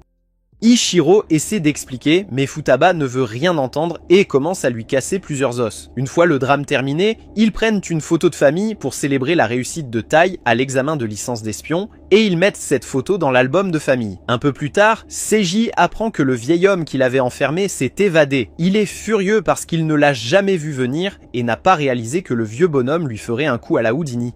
Maintenant, le vieil homme pourrait être n'importe où dans ce fichu monde. Mais en fait, il se cache dans le sac de Tai. Le vieil homme sort du sac il a réussi à s'y faufiler. Il s'excuse de s'être caché avec Tai, mais il explique que la reconnaissance faciale de la maison ne fonctionne plus pour lui car il est parti depuis si longtemps. Bref, il se présente comme le nouveau grand-père de Tai. Mais Tai ne prêtait pas vraiment attention et sort directement son arme sur le vieil homme. Après un tas de coups de feu, Mizumi intervient et résout tout le malentendu. Tai s'excuse de s'être affolé plus tôt, mais Mizumi ne lui en veut pas parce que n'importe qui paniquerait si un vieil homme étrange sortait de leur sac. Elle présente de nouveau Tai et lui dit que le vieil homme est son grand-père, Ban. Ayaka arrive et tend une serviette à Ban pour qu'il puisse se rafraîchir. La première chose que fait Ban quand il voit Ayaka, c'est de commencer à lui faire des compliments, lui disant à quel point elle est jolie et essayant de l'inviter à sortir. Et étant donné qu'Ayaka n'a que 16 ans, il n'est pas surprenant qu'il ait été enfermé au début. Ban se reprend en main et va voir Tai pour le féliciter pour son temps de réaction rapide avec l'arme à feu. Alors, il obtient la preuve qu'il est le mari de Mizumi et est content d'avoir fait le voyage. Ensuite, il propose directement à Tai une grosse liasse d'argent en cadeau de mariage. Mizumi demande si Ban est vraiment venu jusqu'ici juste pour les féliciter de s'être mariés. Ban dit « Bien sûr, parce quel grand-père ne voudrait pas voir son petit enfant se marier. En fait, il voulait venir plus tôt, mais certaines choses l'ont retenu. Mais maintenant qu'il est là, il veut emmener Tai pour une aventure grand-père-petit-fils. Alors, il attrape Tai et commence à se diriger vers la porte. Mais avant qu'il ne puisse partir, le fil d'Eshirao attrape Ban. Purée, Ban est carrément choqué de voir Eshiro ici, parce que ce type était censé être à l'étranger pour une mission secrète ou un truc comme ça. Il a reçu un appel de la police pour arrêter ce détenu évadé Ban Yakuza, et maintenant il est de retour. Ban commence à râler sur le fait qu'Ichiro exagère les choses. Il explique qu'il vient d'être mis dans une prison de haute sécurité dans le cadre d'une mission secrète, donc il veut juste ajouter un peu de fun avant de revenir. Mais Ichiro n'est pas d'accord. Il sait que la langue de Ban est aussi incontrôlable qu'un canon fou, et qu'il divulguerait ses secrets nationaux sans réfléchir juste pour impressionner les dames. Donc, au nom de la sécurité nationale, Ichiro interdit carrément à Ban de quitter la maison. Il explique, c'était cool de te revoir, mais tes petites vacances sont terminées. Retourne en prison tranquillement ou ça va vraiment mal tourner. Ban trouve ça hilarant parce qu'il pense qu'il est invincible. Ban trouve drôle qu'Ichiro pense qu'il peut vraiment l'empêcher d'aller où il veut alors qu'il est le membre vivant le plus âgé et le plus expérimenté de la famille Yakuza. Il défie Ichiro d'essayer de l'arrêter, et puis bam, il s'échappe comme un ninja rusé, lance une bombe fumigène pour semer le chaos et disparaît dans les airs. Quand la fumée se dissipe, Ban est déjà parti, et il a emmené Tai avec lui. Ichiro reçoit un appel de Seiji, et Ichiro lui dit que Ben a réussi à lui échapper, mais il a bien emmené Tai avec lui. Alors, il obtiendra le remplacement pour lui et l'enverra à Seiji. Pendant ce temps, Goliath arrive sur Mizumi avec une photo vieille comme le monde. Et il s'y passe des trucs juteux. Après cette nuit folle, Ichiro appelle Tai au téléphone et lui raconte la vraie histoire sur Ban. Il s'avère que ce gars est un espion légendaire avec des compétences incroyables de contorsion. Il peut déboîter ses articulations comme si de rien n'était et s'échapper de n'importe quel fichu endroit. Il a plein de secrets accumulés durant toutes ces années dans le milieu, donc il y a une armée de gens qui veulent mettre la main dessus. Si Tai doit être un peu brutal pour l'arrêter, pas de problème. Mais il ferait mieux de s'assurer sacrément qu'il attrape Ban avant que les choses ne deviennent folles. Tai est prêt à arrêter Ban, alors Ichiro demande ce que Ban fait actuellement. Il s'avère qu'il flirte carrément avec un groupe de dames et qu'il commence à révéler des secrets d'état pour les impressionner comme si de rien n'était. Tai essaie de le faire taire en lui couvrant la bouche, mais Ban lui échappe et s'en va. Alors Ban dit à Tai qu'il est bien trop jeune pour attraper un pro comme lui. Mais Ban remarque que Tai a un coup d'avance car il a déjà collé Ban à une chaise. Maintenant Ban est complètement coincé, ou du moins il le serait s'il n'était pas totalement à l'aise en train de se détendre en sous-vêtements. Il dit à Tai qu'il a beaucoup à apprendre s'il veut un jour mettre la main sur lui. Mais il est le bienvenu pour essayer autant qu'il le veut. Après plusieurs tentatives infructueuses, Tai finit par jeter l'éponge et accepte qu'il n'attrapera pas Ban. Mais il se demande toujours pourquoi Ban s'est donné tant de mal à s'évader de prison si ce n'était qu'une mission secrète. Il aurait pu attendre que la mission soit terminée, mais il s'avère qu'aujourd'hui est un jour spécial pour Ban, même s'il doute que Tai comprenne pourquoi c'est significatif pour lui. Puis le barman arrive et reconnaît Ban de quelques années auparavant. Alors il lui offre de son alcool préféré. Ban est ravi parce que c'était aussi la boisson préférée de sa femme. Il offre donc un verre à Tai, mais Tai refuse car il est encore trop jeune pour boire. Ban commence à se plaindre que Tai est trop strict avec les règles et qu'à ce rythme, il n'aura jamais de arrière-petits-enfants de lui. Tai recrache sa boisson sous le choc. Mais Ban est très sérieux à propos de ses arrière-petits-enfants. Il dit donc qu'il racontera à Tai comment il a dragué sa femme à l'époque. Tai ne veut pas l'entendre, mais Ban continue de parler quand même. Il commence par parler de la beauté et de la joie de vivre de sa femme. Avant de la rencontrer, Ban se fichait de tout, du monde et même de lui-même, mais tout a changé quand il l'a rencontrée. Elle était la première personne dont Ban se souciait vraiment, et elle voulait qu'il prenne soin de lui autant qu'il le faisait pour elle. Ban dit qu'elle était une femme incroyable, bien trop bien pour un gars comme lui. Il a l'impression que Tai peut se retrouver dans son histoire. C'est pourquoi il voulait la partager en tant que quelqu'un qui a également épousé une famille Yakuza. L'amour peut être infini, mais ta vie finira un jour. Donc Ban veut que Tai chérisse chaque moment pour qu'il ne regrette rien du tout. Tout ce qu'il veut, c'est que Tai et Misumi soient heureux comme pas possible. Alors Tae lui dit de ne pas s'inquiéter parce que Mizumi le rend déjà plus heureux qu'il ne l'a jamais été et il va tout faire pour s'assurer que Misumi ressente la même chose pour lui. Ban est ravi d'entendre ça et dit qu'il emmènera Tae dans un autre bar avec un service encore meilleur pour lui faire passer un super moment. Mais soudain, cette vieille dame entre dans le bar, et avant que Ban ne la voie, elle lui passe des menottes au poignet. La vieille dame avertit Ban que s'il essaie de les enlever, elles exploseront. Alors il ferait mieux de faire attention s'il ne veut pas faire sauter la main de sa femme aussi. Misumi arrive enfin et s'excuse auprès de Tai pour son retard. Elle présente la vieille dame comme sa grand-mère Keiko. Et l'esprit de Tai est époustouflé car il pensait que Keiko était morte ou quelque chose comme ça d'après la façon dont Ban parlait. Ban commence à enlacer Keiko et lui propose carrément un rendez-vous, affirmant qu'il a pris la peine de demander conseil aux dames ici pour trouver le cadeau parfait pour elle, et il a même obtenu son vin préféré. Mais bon, même si Keiko adorerait un rendez-vous d'anniversaire, ils ont tous les deux encore beaucoup de travail à gérer. Alors, elle demande à Ban de retourner en prison et de continuer son travail sous couverture. Finalement, Ban accepte de revenir et Tai comprend enfin pourquoi il s'est donné tant de mal pour s'échapper, car c'était son anniversaire avec Keiko. Même Misumi avait complètement oublié jusqu'à ce que Goliath lui montre cette photo plus tôt. Et bien que Tae pense toujours que Ban a été imprudent en causant autant de problèmes, il comprend ce désir de vouloir être proche de l'être aimé. Misumi écoutait la conversation de Tae avec Ban et a tout entendu sur la façon dont Tae a dit qu'il ne regrettait absolument pas de l'avoir épousée et que c'est la plus belle chose qui lui soit arrivée. Et elle ressent la même chose. Pendant le trajet en voiture, Ban raconte à Keiko comment Misumi a trouvé un mari incroyable. Keiko est d'accord, tout comme elle sait qu'elle a une chance folle d'être mariée à Ban aussi. Quelques jours plus tard, Ban s'évade de nouveau de prison pour rendre visite à la famille, mais quand il arrive, il n'y a qu'Ayaka. Il lui demande où sont passés les autres, alors elle lui dit qu'ils sont partis pour les courses mensuelles. Et Ban est déçu parce qu'il est arrivé trop tard pour aller avec eux. Pendant ce temps, au centre commercial, tout le monde vient de finir de manger, et chacun a ses propres affaires à gérer. Alors il décide de se séparer pour l'instant. Mais avant qu'Ichiro ne parte, Futaba lui demande de payer l'addition pour tout le monde parce qu'il est le plus âgé. Ichiro ne veut pas parce qu'il s'en fiche de tout le monde ici sauf de Mizumi. Mais ensuite, Misumi lui demande de payer avec son charme irrésistible et il ne peut pas résister. Une fois l'addition payée, ils conviennent de se retrouver dans 2 heures. En se promenant avec Mizumi, Tai réalise qu'il n'a pas mis les pieds dans ce centre commercial depuis des lustres. Il demande à Mizumi ce qu'ils doivent acheter ici et elle passe en revue la liste, disant que c'est les trucs habituels comme du papier toilette, du lait, des balles et des grenades à main. Mizumi se dirige vers une machine à pièces et y met 100 yens, récupérant environ 20 grenades à main. Ensuite, elle se dirige vers le comptoir Starbucks et commande 100 kilos de balles, obtenant exactement ce qu'elle a demandé. Tai commence à se demander si c'est un centre commercial ordinaire ou non. Misumi confirme ses soupçons, révélant que cet endroit est un fournisseur pour espions, escrocs et toutes sortes de gens de l'ombre. Mais ils doivent encore faire des achats sérieux, alors Misumi dit à Tai de se dépêcher. Pendant ce temps, Shin vient d'acheter une nouvelle carte mémoire en alliage fraîche et Shinso ne peut pas décider quelle arme il veut. Mais il prend une éternité, alors Shin en choisit un pour lui. Futaba est occupée à rendre visite à son chiropracteur. Et avec le nombre de personnes qu'elle a dû combattre ce mois-ci, son dos est raide comme un tuyau en métal. D'un autre côté, Nano achète des pilules de ciment, tandis que Kengo s'est emparé d'une crème de déguisement. Et Ichiro s'est lié avec un propriétaire de librairie pour prendre un livre super spécial pour une certaine raison.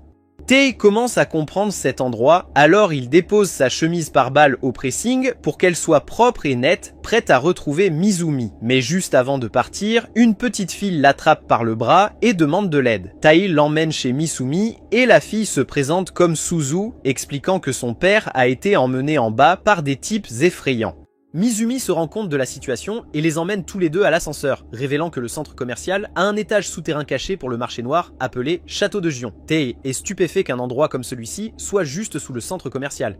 Mais Mizumi lui conseille de ne pas baisser sa garde, car il pourrait finir par être vendu comme un produit. La seule raison pour laquelle ils ne sont pas encore attaqués est que les gens savent à quel point il est dangereux de s'en prendre à Mademoiselle Yumi. Suzu surprend son père en train de se faire agresser, et il s'avère qu'il était autrefois un passeur pour le cartel de drogue, mais il a arrêté quand il a eu sa fille. Maintenant, le cartel essaie de lui arracher les yeux et les poumons.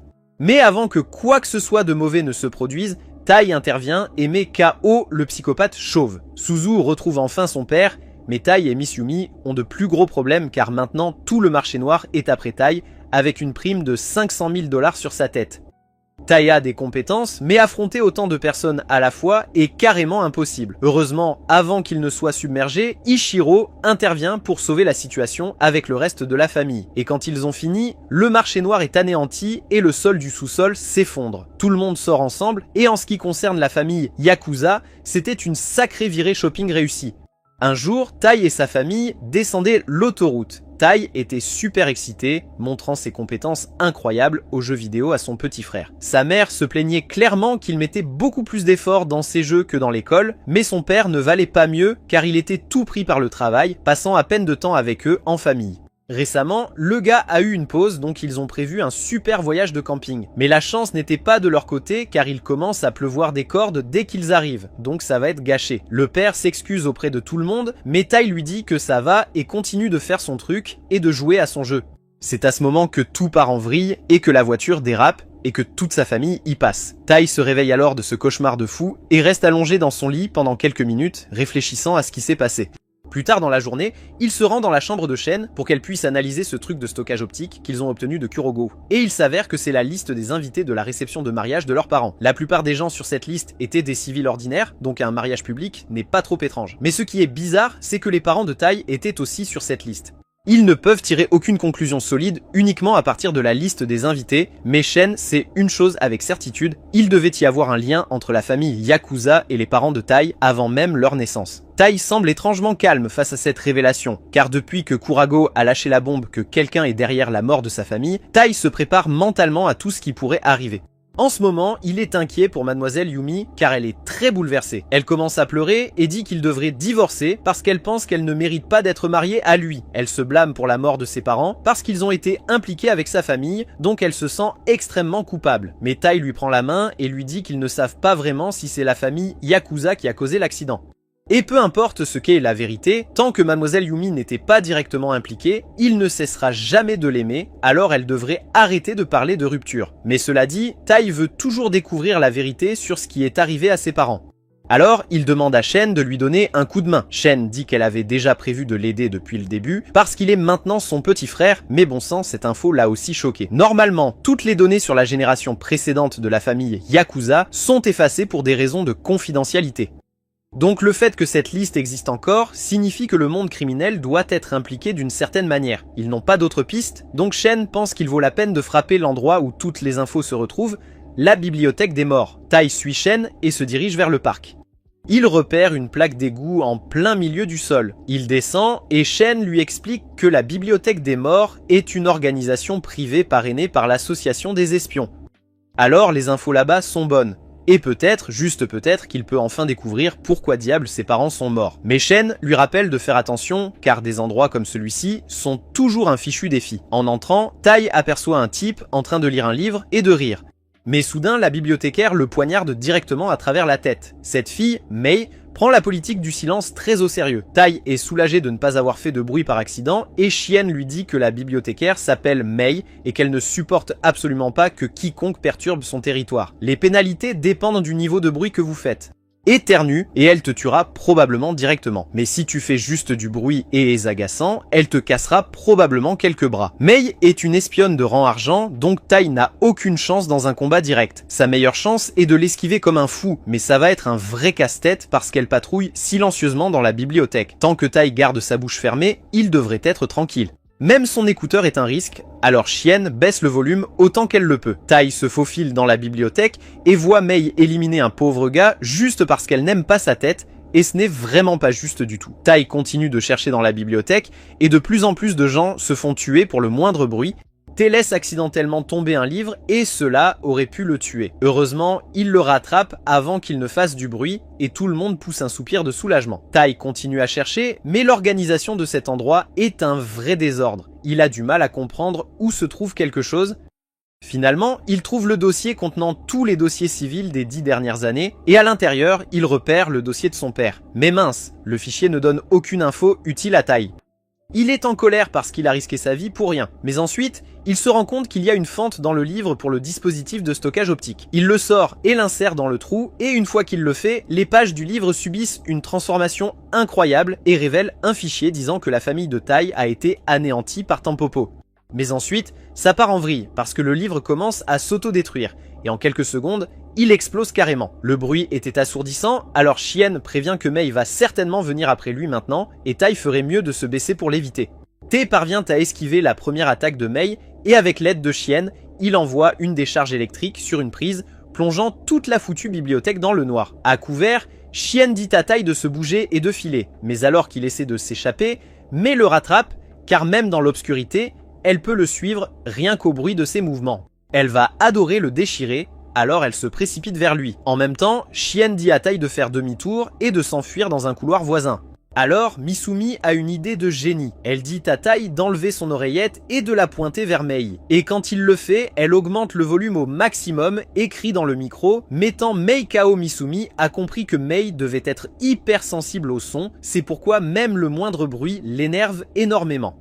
L'écouteur de haute qualité de Chien submerge ses oreilles et la fait s'évanouir. À part avoir failli passer l'arme à gauche, Tai parvient à obtenir un indice sur qui a tué ses parents. Alors plus tard, il va voir Ichiro pour obtenir de l'aide pour retrouver Tampopo. Mais bon sang, Ichiro en profite pour infliger une douleur sérieuse à Tai. Tandis que Tai est tout attaché, Ichiro révèle qu'il a entendu parler de Tampopo avant et ce n'est pas seulement la famille de Tai qu'ils ont éliminé.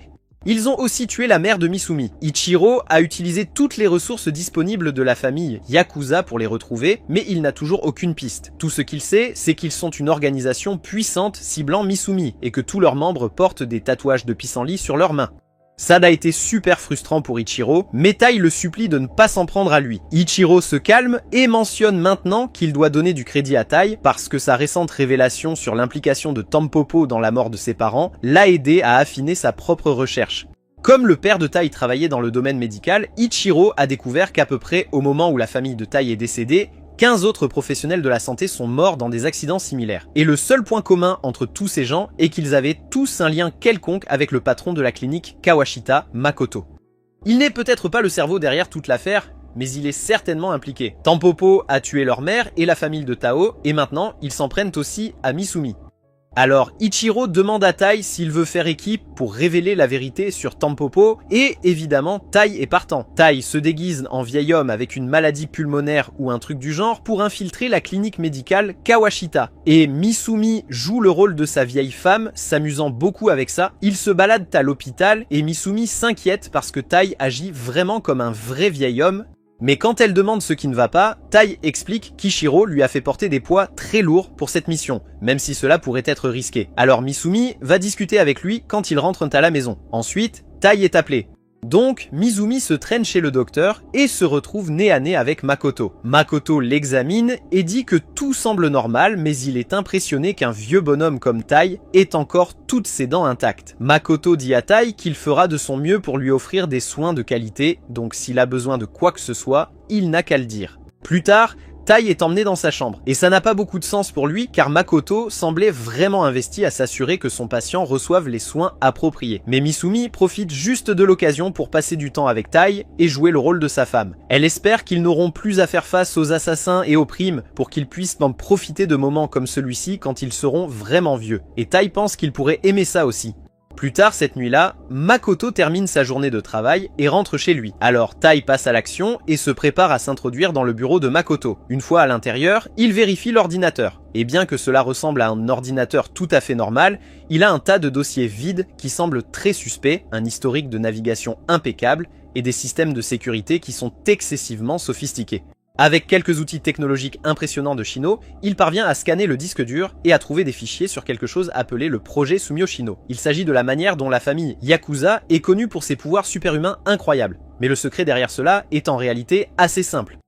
Les chefs de la famille Yakuza produisent une protéine appelée sumanine. Et cette protéine est ce qui leur donne leur sens et capacité surhumains dès leur jeune âge. Mais voici le hic. Les effets de la protéine ne se limitent pas seulement à la famille Yakuza.